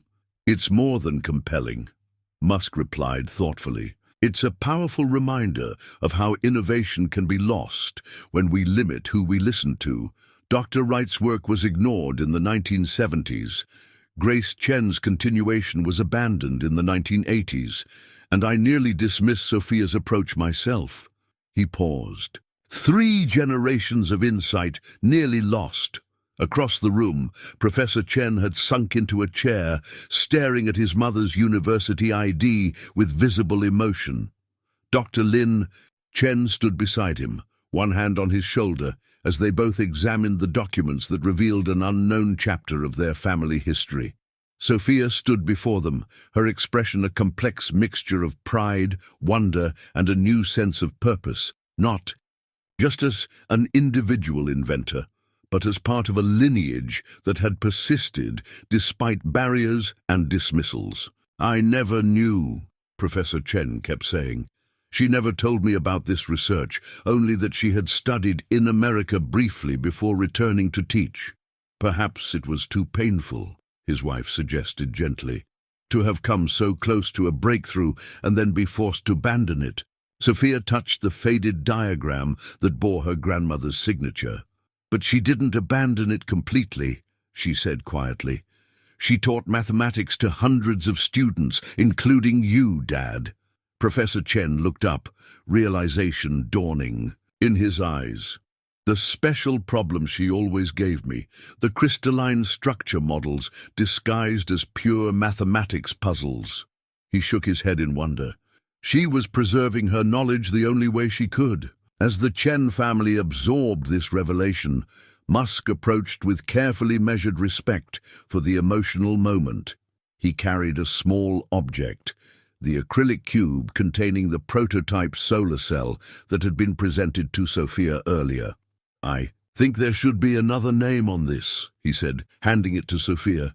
"Your breakthrough makes real what your grandmother envisioned decades ago. This achievement belongs to both of you." Sophia held the cube, its significance now magnified beyond her own accomplishment to encompass a family legacy she had never known existed. "Can we find out more about her research? About Dr. Wright's original work?" "I've already authorized our research team to compile everything available," Musk assured her. "Some records may be lost to time, but what can be recovered will be." As the celebration continued around them, the Chen family remained in their own world, examining the documents that had suddenly connected Sophia's breakthrough to a multi-generational scientific journey. Professor Chen shared fragments of memories, mathematical concepts his mother had emphasized, specific approaches to problem-solving she had insisted he master. "She was teaching me her research," he realized aloud. "Not directly, but embedding the concepts into my understanding of mathematics. And you taught them to me," Sophia completed the thought, "when we would solve problems together." The revelation created a profound sense of continuity and purpose. What had seemed like a singular breakthrough was revealed to be part of a longer scientific story, one that had persisted across generations and geographies despite institutional barriers and historical circumstances. As the day drew to a close and the production line below continued to produce panels incorporating the Chen efficiency model, Sophia stood between her parents, holding the prototype cube and the folder containing her grandmother's research. "I wish she could see this," she said softly. "She can," her father replied, his voice thick with emotion. "Through you." The Chen family's dining room had been transformed into an impromptu archival research center. Stacks of photocopied documents, digital printouts, and translated research papers covered the table where they normally shared family meals. For the past week, they had immersed themselves in the recovered history of Grace Chen's scientific work, piecing together the journey that had begun 5 decades earlier and somehow, against all odds, culminated in Sophia's breakthrough. "Look at this notation," Professor Chen said, pointing to a faded margin note in his mother's handwriting. "She was already considering the temperature variation problem that we struggled with in the prototype phase." Sophia nodded, comparing the note to her own work. "The approach is different, but the insight is the same." She understood the core challenge even with the limited materials available then. Dr. Lin Chen entered with a tray of tea, carefully placing it on the one corner of the table not covered with papers. "Any word from Tesla today?" "Just the regular update from Jason," Sophia replied, checking her tablet. "Production is proceeding on schedule. The first commercial installations begin next month." The atmosphere of quiet celebration that had surrounded the family since the production launch and the revelation of Grace Chen's scientific legacy was suddenly interrupted by the chime of the doorbell. Professor Chen looked up in surprise. "Are we expecting anyone?" The unexpected visitor was Janice Rogers, her expression uncharacteristically tense as she stood on their doorstep. "I apologize for coming without notice," she said as they invited her inside. "But something has happened that requires immediate attention."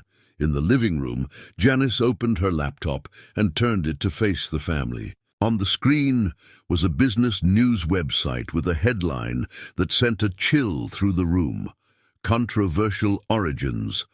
Questions raised about Chen Tesla solar technology."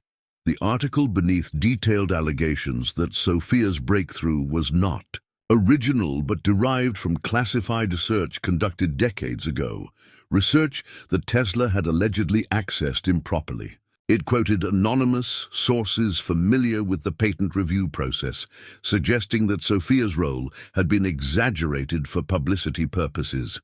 "This is absurd," Professor Chen said, his voice tight with anger. "Grace's work was related but fundamentally different. Sophia's approach is entirely her own. We know that, Janice agreed grimly, but the story is gaining traction. 3 other outlets have picked it up already. Who would do this? Dr. Lin Chen asked, placing a protective hand on Sophia's shoulder as the girl read the article with growing distress. We have our suspicions, Janice replied. SolarMax Technologies filed an aggressive expansion plan last quarter, just before our announcement. Their stock dropped 18% when the Chen-Tesla partnership was revealed. You think they're behind this? Professor Chen asked. I can't prove it yet, Janice said carefully, but the timing and specific nature of the allegations suggest someone with access to patent records and a vested interest in undermining our implementation timeline. Sophia had remained silent, reading and rereading the article. Finally, she looked up. They're saying I didn't really create this, that it's all a publicity stunt. The pain in her voice was evident, the precise fear that Dr. Mitchell had warned her about months earlier now, materializing in the most public and damaging way possible. It's a deliberate attack, Janice said firmly, and unfortunately, it's just the beginning. Our security team intercepted communications suggesting a coordinated campaign planned for the coming weeks. Professor Chen paced the room, his frustration evident. So what do we do? Sue them for defamation? Eventually, perhaps, Janice acknowledged. But legal battles take time, and the damage to public perception happens immediately. We need to address this directly and quickly. What does Mr. Musk say? Sophia asked quietly. You're processing the situation, Janice replied diplomatically. These kinds of attacks aren't new to him, but the targeting of a minor is particularly egregious. He's consulting with the legal and communications teams now. As if on cue, Sophia's tablet chimed with an incoming call from Elon Musk himself. She answered, switching to speaker mode so everyone could hear. I assume Janice has briefed you, Musk said without preamble, his voice carrying the clipped tone he used when particularly focused. This is a coordinated attack designed to create public doubt and regulatory scrutiny. They're saying I stole the design, Sophia said, her voice smaller than usual, that I'm just being used for publicity. Yes, Musk acknowledged bluntly, and they're counting on our reluctance to put you in the public spotlight to fight back. It's a calculated strategy, using your age as both the angle of attack and the shield against our response. What do you recommend? Dr. Lin Chen asked, her professional calm masking the maternal fury evident in her eyes. We have several options, Musk replied. None perfect. We can issue technical rebuttals documenting the clear distinctions between Grace Chen's historical work and Sophia's innovations. We can pursue immediate legal action against the publications running these stories. Or, he paused, and everyone in the room sensed the reluctance in his voice. Or we can address this directly in the public sphere, a joint press conference where we present the full timeline, acknowledge the historical connection while demonstrating the distinct originality of Sophia's approach. Dr. Lin Chen immediately shook her head. Absolutely not. My daughter is 10 years old. I won't have her subjected to a media circus and hostile questioning. Mom, Sophia began, but her mother cut her off with unusual firmness. No, Sophia. This is not just about the technology anymore. This is about your well-being and privacy. These are adult battles in a corporate world that doesn't play fair. With respect, Dr. Chen, Musk interjected, this isn't just a corporate battle. This attack is designed to undermine something more significant, the recognition that breakthrough innovation can come from unexpected sources. It's about who gets to be taken seriously in science and technology. The room fell silent as the weight of his words settled. It was perhaps the most direct acknowledgement yet of the broader implications of their partnership. There has to be another way, Professor Chen said finally. Some approach that addresses the allegations without putting Sophia directly in the crossfire. As the adults debated strategies and weighed options, Sophia slipped away to her bedroom, closing the door behind her. Surrounded by her diagrams and research notes, she sat cross-legged on her bed, her mind racing with conflicting emotions: anger at the unfair accusations, fear of the public scrutiny, and a deep sense of responsibility to the truth of her work. Her tablet chimed with an incoming message. She expected it to be Maya or one of her other friends, but instead found a short note from Dr. Amanda Mitchell. "Sophia, I'm sure you've seen the stories. Remember what we discussed about documentation and maintaining control of your narrative. This moment was always coming. How you respond will matter not just for you, but for others who will follow. Call me if you need anything." Almost simultaneously, another message appeared, this one from Jason Wong. "The engineers at Tesla all know the truth. Your work speaks for itself in ways these accusations never can. We stand with you, whatever is decided." Attached to his message was a photo of the production team, all giving thumbs up around a banner that read, "Team Sophia." These messages of support strengthened something in Sophia's resolve. She opened her research folders, reviewing meticulous documentation of her development process, dated notes, iteration logs, failed approaches, and the gradual refinement that had led to the breakthrough design. When she returned to the living room 20 minutes later, the adults were still debating approaches, their voice tense with the urgency of the situation. Sophia waited for a natural pause, then spoke with unexpected clarity. "I want to address this directly," she said. All eyes turned to her, surprise evident on every face. "Sophia, no," her mother began. "Please, Mom, let me finish." Sophia's voice was quiet but firm. "Not through a press conference or interviews. That's not my strength. But through the data and documentation." From her tablet, she projected a comprehensive timeline onto the living room wall, her entire development process meticulously chronicled, with clear indications of where her approach diverged from the historical research. "I've maintained records of every step," she explained, "every failure, every iteration, every test result. We can release this entire documentation set, along with an analysis from independent experts who can verify the originality of my approach." Musk, still on the video call, leaned forward with evident interest. "A radical transparency strategy. Let the scientific and engineering communities evaluate the evidence directly." "Exactly," Sophia nodded. "And we include Grandma Grace's work openly, acknowledging the connection while demonstrating the fundamental innovations that make my approach different." Professor Chen studied his daughter with a mixture of pride and concern. "It's a scientifically sound approach, but are you sure you want your entire process exposed to public scrutiny, every false start, every mistake?" "That's real science," Sophia replied simply. "If we hide the process and only show the perfect result, we're not being honest about how innovation actually happens." There was something in her certainty that silenced the adults' objections. Dr. Lin Chen exchanged a look with her husband, part concern, part resignation, and part pride in their daughter's clarity of purpose. "If we do this," Janice said thoughtfully, "we need to be prepared for the response. Solamax and others will escalate their attacks. They may try to discredit the documentation itself." "Let them try," Musk said, his voice carrying a familiar edge of competitive determination. "Every attempt to discredit Sophia only makes this story more significant. This isn't just about defending a technology patent anymore. It's about defending the integrity of innovation itself." As they discussed the practical details of implementing Sophia's transparency strategy, a new tension emerged between Tesla's corporate interests and the educational considerations that remained paramount for the Chen family.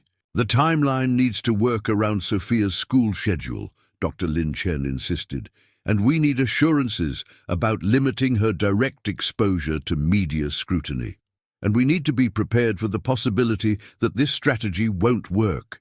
Professor Chen added soberly, "That their narrative is too appealing, Too many people want to believe that a child couldn't really be responsible for this innovation. Some will always doubt, Musk acknowledged. But our target isn't universal agreement.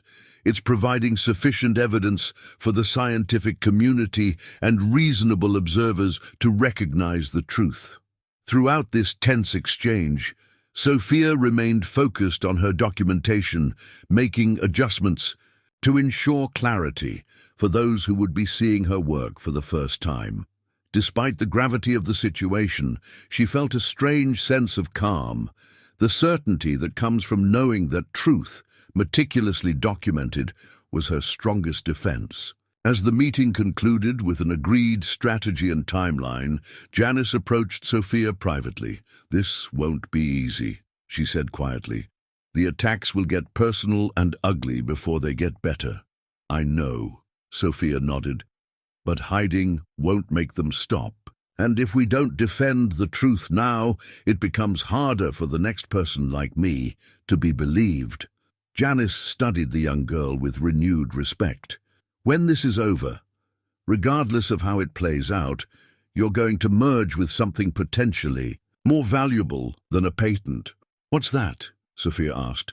"A blueprint for others to follow, a demonstration that even in the face of orchestrated opposition, innovation based on merit can prevail." As Janice departed and her parents began organizing the documentation for secure transmission to Tesla, Sophia returned to her room, her mind already working through the challenge ahead.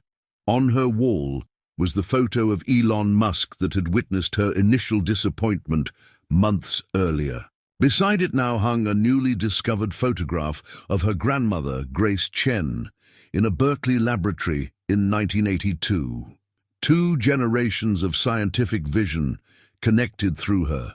2 different eras with the same fundamental barriers to cognition. And now, a challenge that would determine whether the pattern would finally be broken or persist into another generation. With renewed determination, Sophia opened her comprehensive research log and began preparing for what would be not just a defense of her work, but a defense of the principle that innovation should be evaluated on its merits rather than its source, regardless of age, gender, or background. The Chen family's strategy of radical transparency had ignited a scientific and cultural phenomenon that nobody, not even Elon Musk, had fully anticipated. 3 weeks after releasing Sophia's complete development documentation, the tide of public opinion had shifted dramatically. What had begun as a corporate attack had transformed into a global conversation about innovation, recognition, and the arbitrary barriers that often prevented good ideas from being implemented. The hashtag #RegioSophia effect was trending across platforms, with thousands of young innovators sharing their own stories of having ideas dismissed due to their age, gender, or background. Sophia sat in the sunlit corner of her family's living room, surrounded by physical copies of the scientific journals that had validated her work.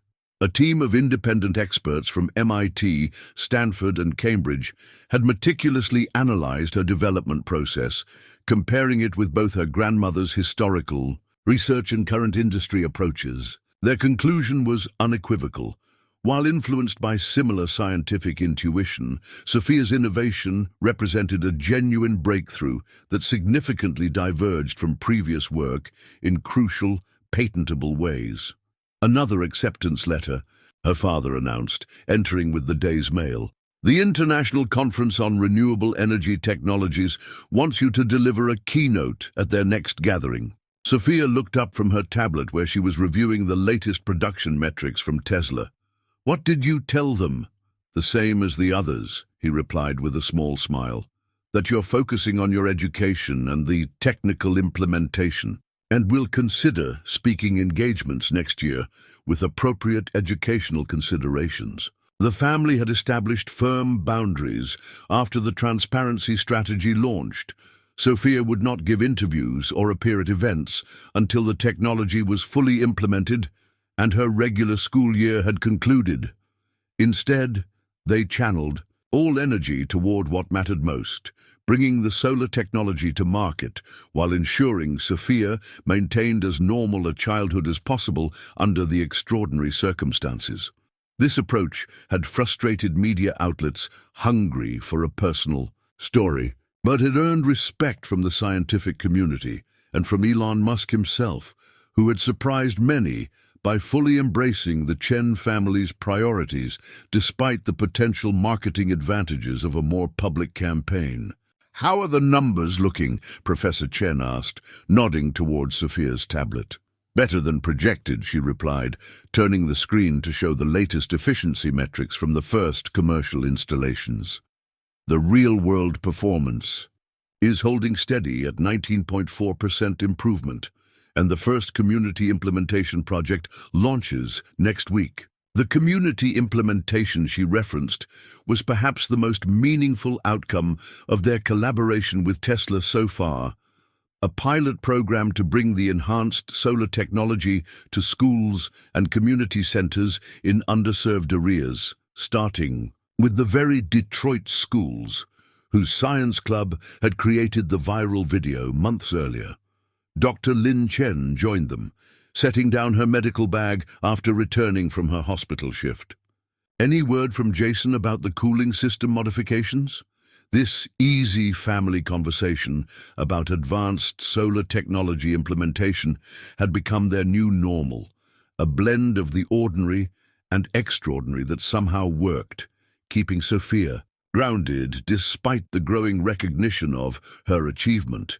"He sent the latest simulations this morning," Sophia confirmed. "The adjustments are working well in the high-temperature test environments we should be ready to implement in the Arizona installations next month." The collaborative relationship between Sophia and the Tesla engineering team had evolved into something unprecedented in corporate innovation, a genuine partnership that respected both her youth and her scientific insight. Weekly virtual meetings and monthly in-person sessions at the production facility had established a rhythm that balanced her educational needs with the technical requirements of full-scale implementation. The doorbell interrupted their conversation, an increasingly common occurrence as interest in Sophia's story continued to grow despite their efforts to maintain privacy. "If it's another reporter, I'll send them away," Professor Chen sighed, moving toward the door. It wasn't a reporter, but Janice Rogers, carrying a sleek portfolio and accompanied by a young woman none of them recognized. "I apologize for coming." "Unannounced," Janice said as they welcomed her inside. "But we've just received information that couldn't wait, and I've brought someone you should meet."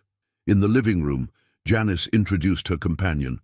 "This is Mei Lin, a graduate student in material science. She's been helping our research team compile the historical context of Grace Chen's work." Mei nodded respectfully to the family. "It's an honor to meet you all, especially you, Sophia. Your work is, well, it's why I chose my field of study." "Mei has made a remarkable discovery," Janice continued, opening her portfolio. While researching the Berkeley archives, she found a sealed envelope that had been misfiled decades ago among administrative records. From the portfolio, she carefully withdrew a yellowed envelope. The addressee, written in faded ink, was Dr. Michael Chen, Sophia's father. Professor Chen stared at the envelope in shock. "That's my name in my mother's handwriting. The university never forwarded it," Mei explained. "It was filed away when your mother returned to China, and apparently forgotten until now." With trembling hands, Professor Chen accepted the envelope. The room fell silent as he carefully opened it, preserving the fragile paper. Inside was a handwritten letter and several pages of technical notes. "It's dated May 1982, he said softly, beginning to read. His expression transformed as he absorbed his mother's words across the decades, shock giving way to emotion that he struggled to contain. "She knew she was returning to China permanently," he said finally, looking up with glistening eyes. This letter was meant to explain her research to me when I was old enough to understand it. She writes that she hoped someday I might continue what she couldn't finish. He passed the letter to his wife, who read it with one arm around Sophia. The technical notes that accompanied it contained detailed crystalline structure diagrams remarkably similar to both Grace's recovered research and Sophia's independent innovation. 3 generations, Dr. Lin Chen whispered. The same scientific intuition, preserved and evolved despite all obstacles. This discovery, this tangible connection between Grace Chen's unfinished work and Sophia's breakthrough, created a profound moment of continuity and purpose for the family. What had begun as a child's intuitive approach to a scientific problem was revealed to be part of a longer journey, spanning decades and generations. "There's more," Janice said, once they had absorbed the emotional impact of the letter. "The documentary evidence of Grace's work has helped us identify similar cases, innovations that were dismissed or forgotten because of who proposed them. We've begun compiling a database of these overlooked contributions." She opened her tablet to show them a preliminary visualization, a network diagram connecting overlooked innovations across decades, color-coded by field and implementation status. "The pattern is remarkable," May added. "In so many cases, the critical insights came from individuals outside the established channels, women, minorities, young people, those without formal credentials, only to be rediscovered or reinvented years later. Which is why we're here today," Janice continued. "Elon has authorized me to discuss the next phase of our partnership, one that goes beyond solar technology to address this larger pattern." The proposal she outlined was bold and transformative, establishing the Chen Innovation Pipeline, a structured program to identify, evaluate, and implement promising innovations regardless of their source. The program would include both educational components for young innovators and systematic review processes to ensure good ideas weren't dismissed due to bias or preconception. Tesla would provide the initial funding and implementation framework, Janice explained, but the program would operate independently, partnering with universities, research institutions, and other companies across sectors. And most importantly, May added with visible enthusiasm, it would preserve and recognize the original innovators, ensuring that credit and compensation flow to the actual sources of breakthrough ideas. As they discussed the details of this expanded vision, Sophia listened attentively, absorbing the implications. What had begun as her personal journey to prove the validity of her solar design had expanded into something with potential to transform how innovation itself was recognized and implemented. "What do you think, Sophia?" her father asked, noting her thoughtful expression. "I think," she began carefully, "that helping other kids like me is more important than any solar panel. But I have one condition." The adults looked at her with curiosity. "It shouldn't be named after just me. It should honor Grandma Grace too, and Dr. Wright, and all the others whose ideas were overlooked." She gestured toward Janice's visualization. "The point isn't that I'm special. It's that lots of people have good ideas if someone will listen." Her parents exchanged that familiar look of pride and amazement at their daughter's wisdom beyond her years. "I think that can be arranged," Janice smiled. In fact, Elon suggested something similar. Later that evening, after Janice and May had departed with plans for the next steps, the Chen family gathered in their backyard.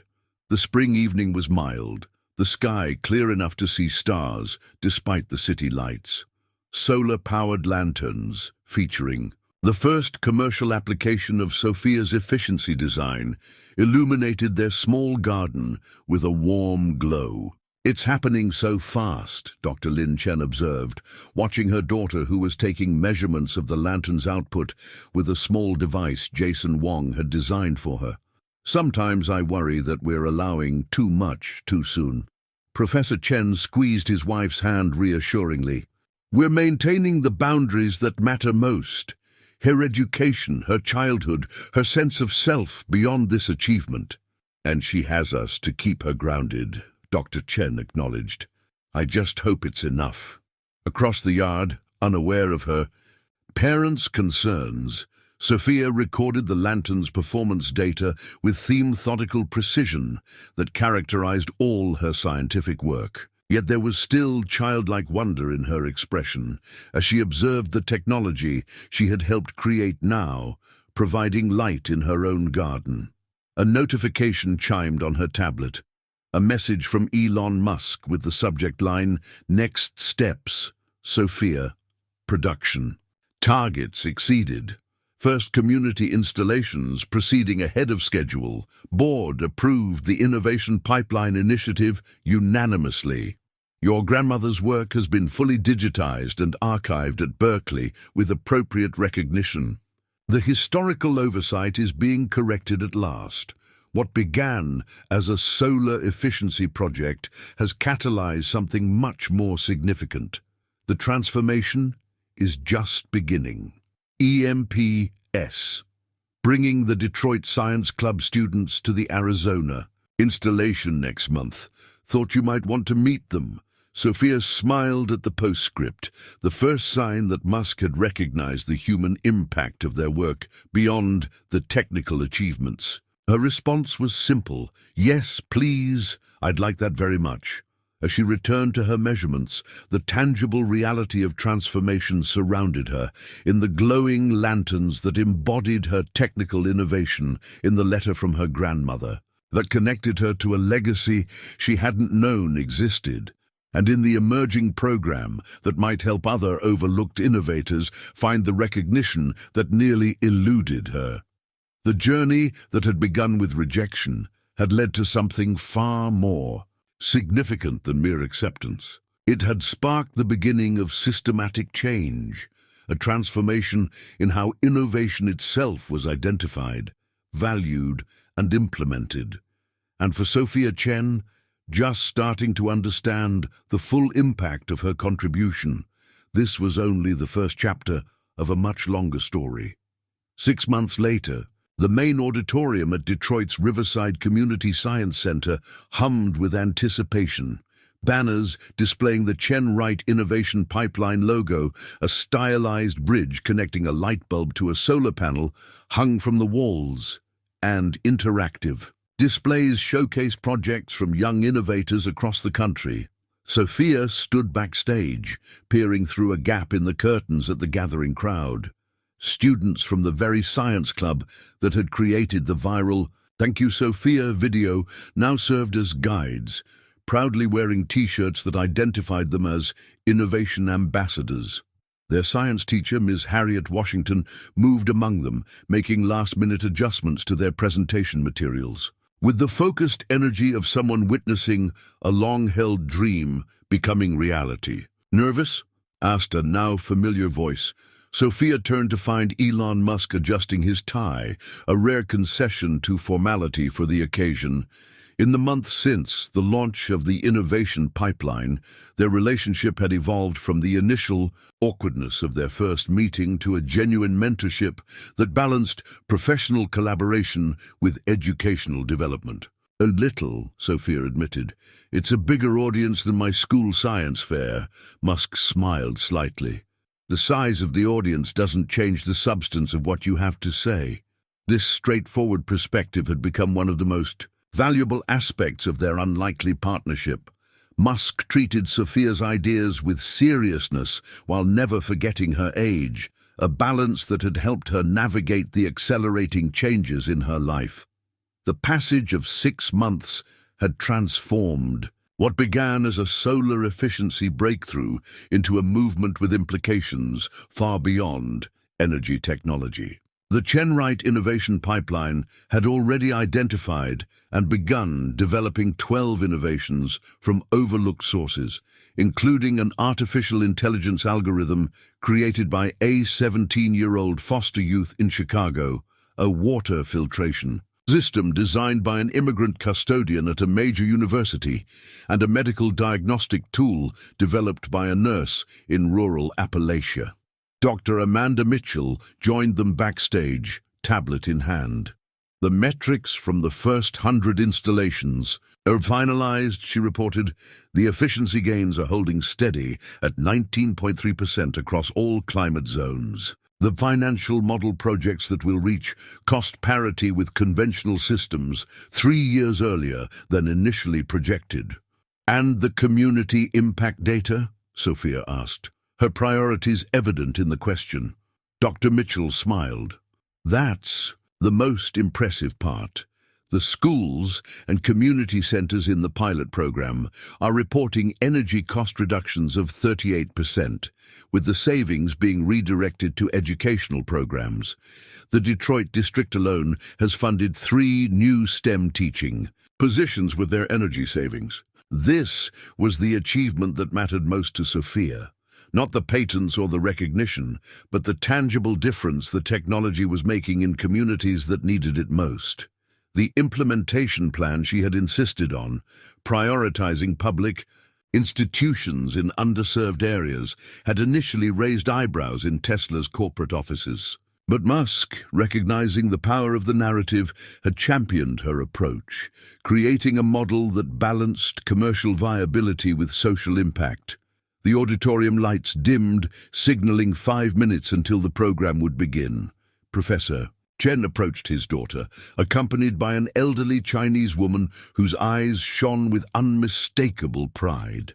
"Nai Nai," Sophia exclaimed, embracing her grandmother who had traveled from China for this event. Grace Chen, now in her 80s, held her granddaughter with a fierceness that transcended language barriers. Though she spoke little English, the connection between them required no translation. 3 generations of scientific vision united in one embrace. She says she never imagined her work would find its way home like this, Professor Chen translated as his mother spoke softly in Mandarin. That seeing your name beside hers on the innovation that finally came to life is the greatest honor of her life. The reunion had been emotional for the entire family. Grace Chen had spent hours reviewing Sophia's technical documentation, her weathered fingers tracing the crystalline structure diagrams with the practiced precision of someone reconnecting with a language they had been forced to abandon decades earlier. The stage manager signaled that it was time to begin. As Sophia moved toward the stage entrance, her parents gave her encouraging nods, having learned to step back and allow her to navigate these moments on her own terms. The auditorium fell silent as Sophia walked to the center of the stage, followed by Elon Musk, Grace Chen, supported by Professor Chen, and the leadership team of the Innovation Pipeline Initiative.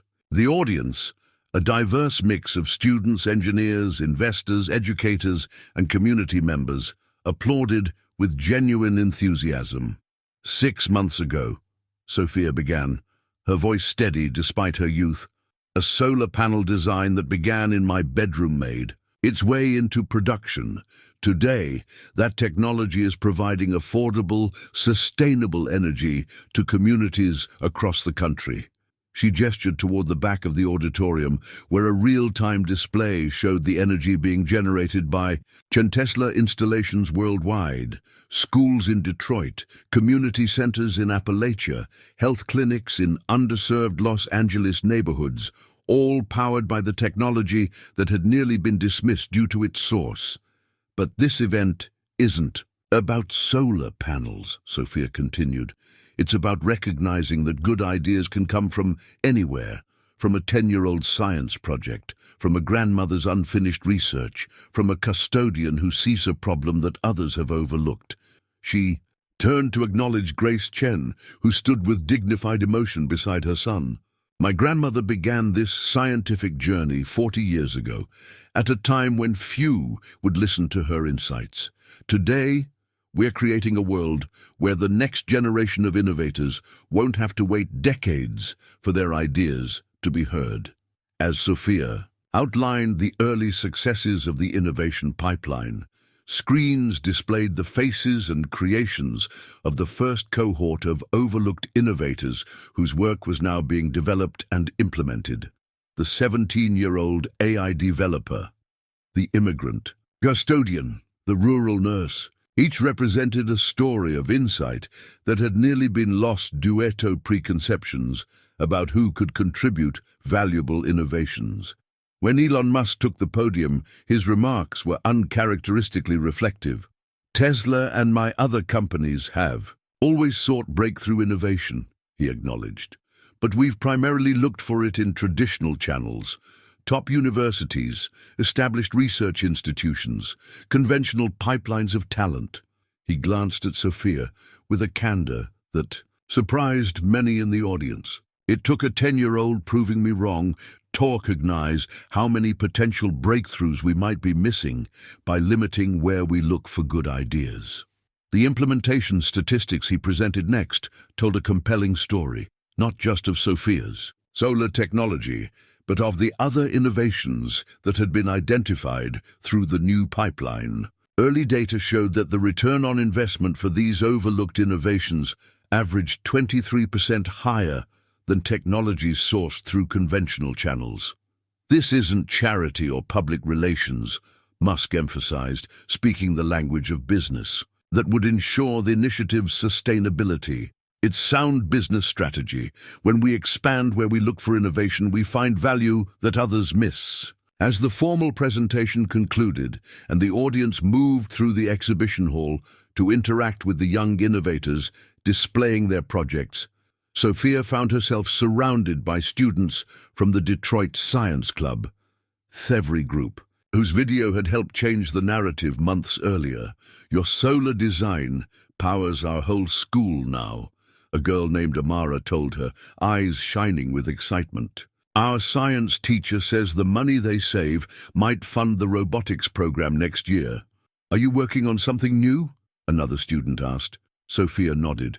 An adaptation of the efficiency model for smaller applications, medical devices, portable electronics. It's still in early development. Will you have to convince Mr. Musk all over again? Amara asked with the directness of youth. Sophia smiled. No, we have a different approach now. Regular development meetings where ideas are evaluated on their technical merit, not on who proposes them. This systematic change, the transformation of how innovation was identified and nurtured within one of the world's most influential technology companies, represented the most significant impact of Sophia's journey. The methodology was already being studied and adapted by other organizations, creating ripples that extended far beyond the initial solar technology. Across the exhibition hall, Jason Wong was demonstrating a portable version of the Chen efficiency, model to an unengaged group of engineering students. What had begun as reluctant collaboration had developed into genuine advocacy. He now led Tesla's educational outreach program, working to identify promising innovations from non-traditional sources. The most valuable lesson wasn't about solar technology, he told the students. It was learning to recognize that expertise and insight can exist outside the channels we usually respect. That changed not just what we develop, but how we develop it. Near the building's entrance, a more personal transformation was unfolding. Grace Chen stood with her son and daughter-in-law, watching as attendees engaged with a historical display documenting her early research at Berkeley. For decades, her work had existed only in fading memories and misfiled archives. Now it was prominently featured as part of a scientific lineage that had culminated in her granddaughter's breakthrough. I wish Eleanor could see this, she said in Mandarin, referring to Dr. Eleanor Wright, her mentor, whose work had also been largely forgotten until now. In a way she does, Professor Chen replied gently.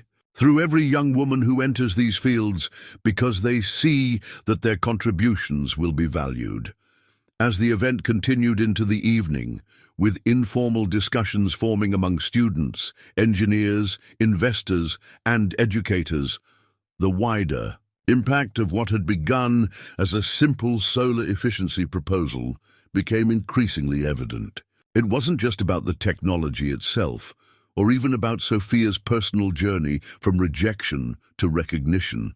It was about the systematic changes that their unlikely partnership had catalyzed, changes in how innovation was identified, valued, and implemented.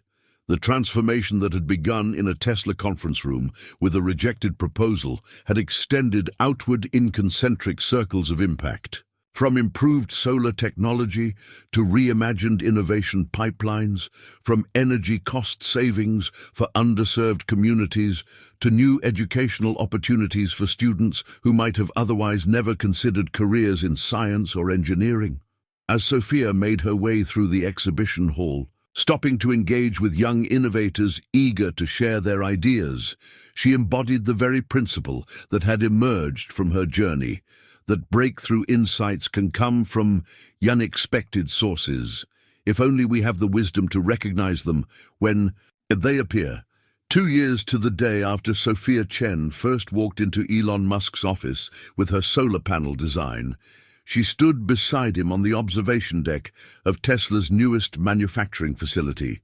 Below them, production lines hummed with activity, creating solar panels that incorporated what was now known throughout the industry as the Chen efficiency model, a standard feature in renewable energy technology worldwide. At 12 years old, Sophia had grown taller, though she still had to stand on tiptoe to see through the observation window comfortably. More significant than her physical growth was her development as an innovator and, increasingly, as a voice for systematic change in how scientific contributions were recognized and implemented. 2 years, Musk remarked, his gaze following the movement of panels through the automated quality control stations. Feels longer. In some ways, Sophia agreed. In others, it seems like yesterday. Their relationship had evolved into something neither could have anticipated during that first tense meeting, a genuine partnership built on mutual respect that balanced Sophia's ongoing education with her role as a scientific innovator. The careful boundaries established by her parents had ensured that despite her growing public profile, she remained grounded in the normal experiences of childhood, school, friends, family dinners, and the ordinary challenges of growing up. The final numbers came in this morning, Musk continued, sliding a tablet toward her. 1 million installations, 3 gigawatts of clean energy, carbon reduction equivalent to planting 60 million trees. Sophia studied the data with the careful attention she brought to all technical information.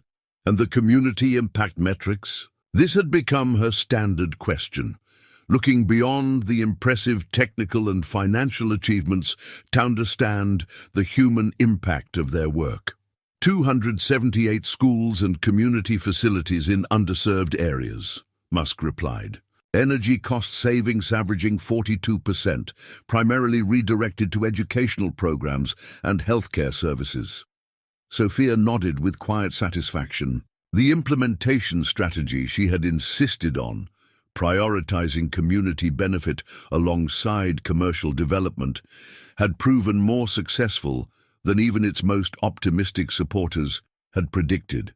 The Chen Right Community Energy Initiative, now in its second year, had become a model studied by policymakers and industry leaders alike. There's something else you should see, Musk added, leading her toward a conference room where Janice Rogers waited with an array of displays.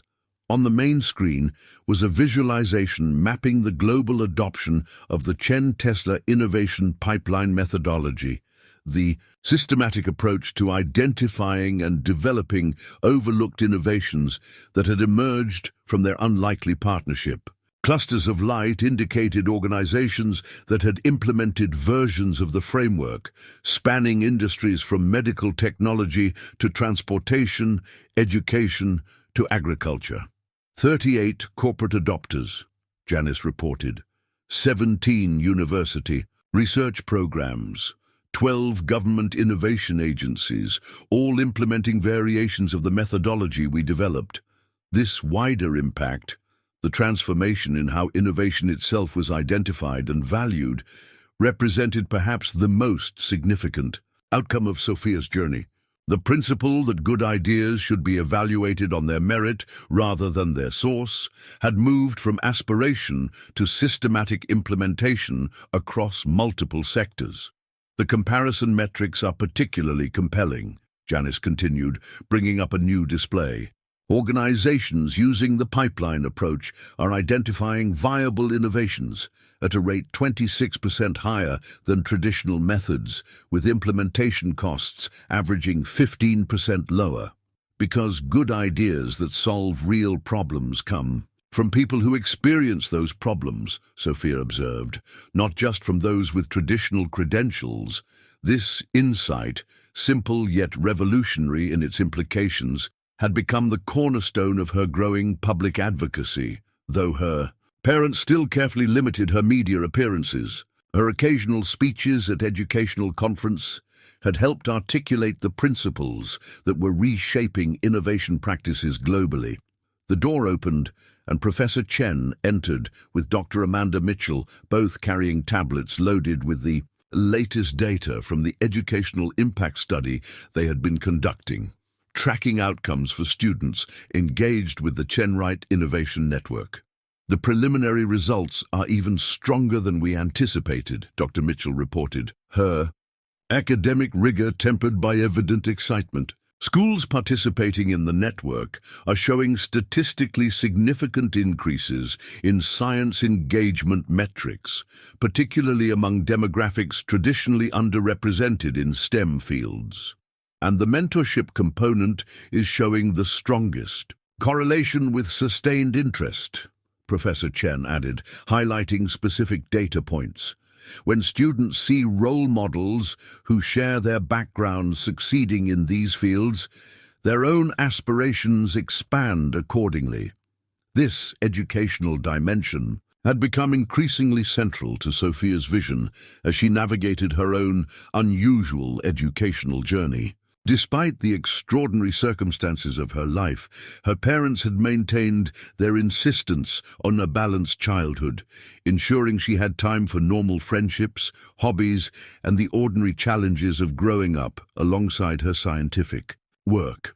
As they discussed the latest developments and future directions, Maya, Sophia's best friend since elementary school, arrived for their previously scheduled study session. Despite Sophia's unusual circumstances, this friendship had remained a constant, grounding force in her life.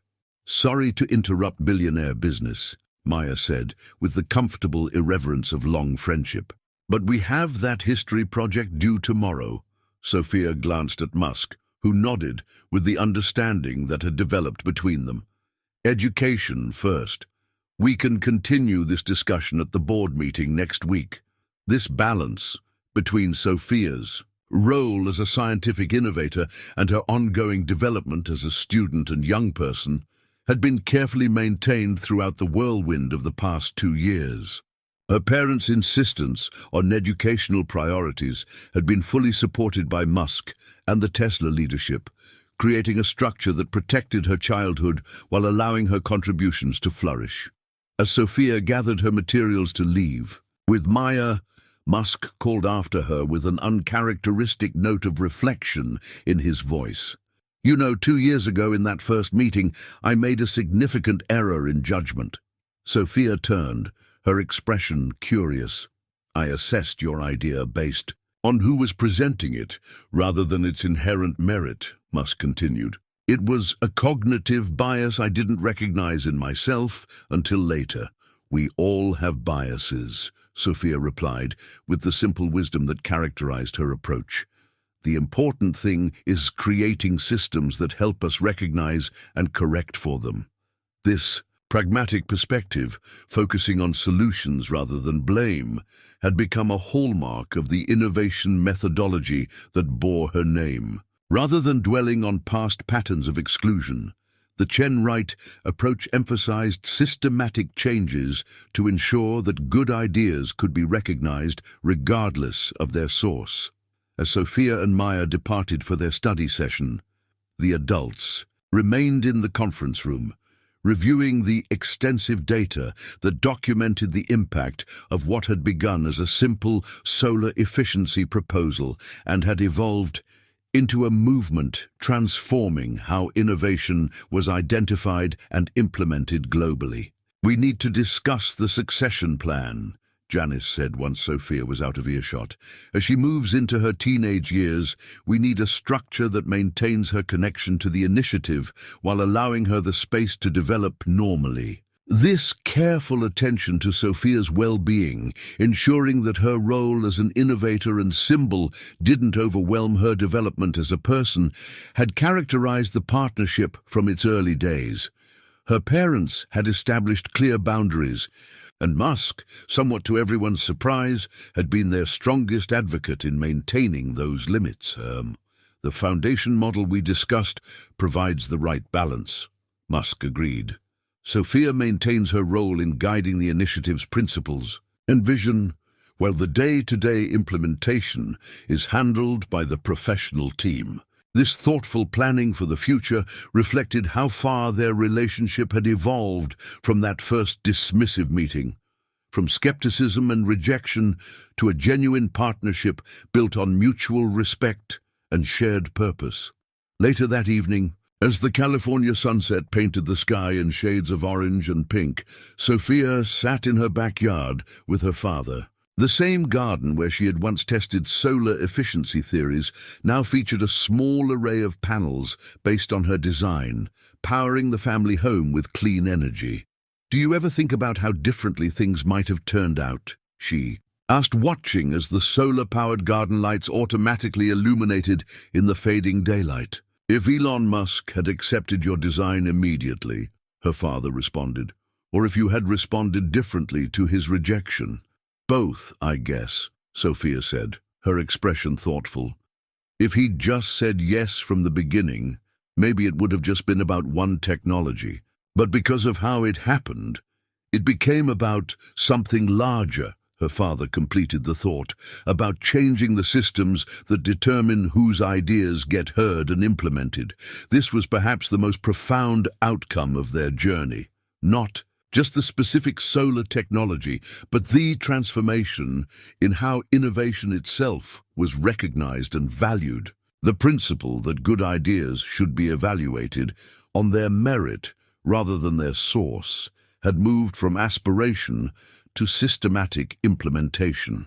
"Grandma Grace called yesterday," Professor Chen mentioned. "She's been reviewing the applications for the Chen Wright Fellowship Program. She says the quality of proposals from young innovators is extraordinary." The fellowship program, funded by a portion of the licensing revenues from Sophia's solar technology, provided support for young innovators from underrepresented backgrounds to develop their ideas with appropriate mentorship and resources. In its first year, it had already identified promising innovations in fields ranging from medical technology to sustainable agriculture.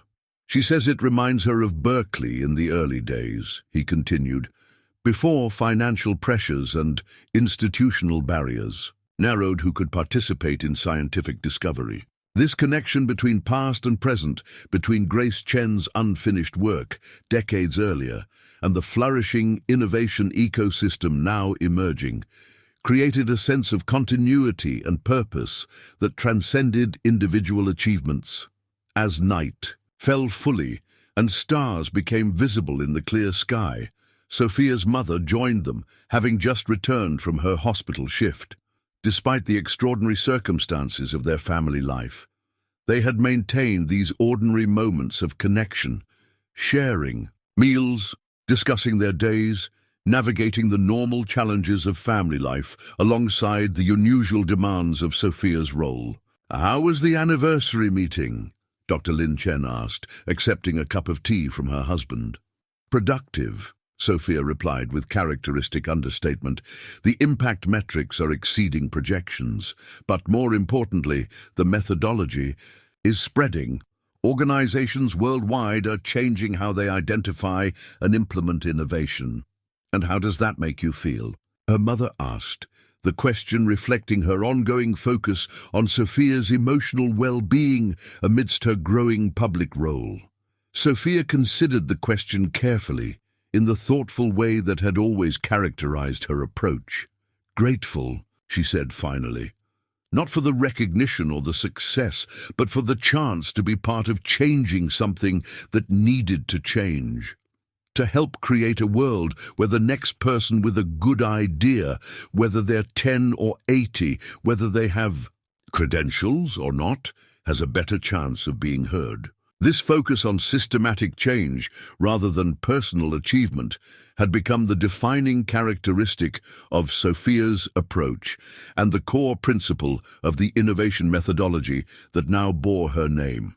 As they sat together in the quiet garden, illuminated by lights powered by the very technology Sophia had created, the conversation turned to her future plans and dreams, not just as an innovator, but as a person still discovering her path in the world. In this simple family moment was reflected the most important success of their journey, maintaining the normal development of a child with extraordinary gifts, ensuring that her unique contributions could flourish without overwhelming her humanity.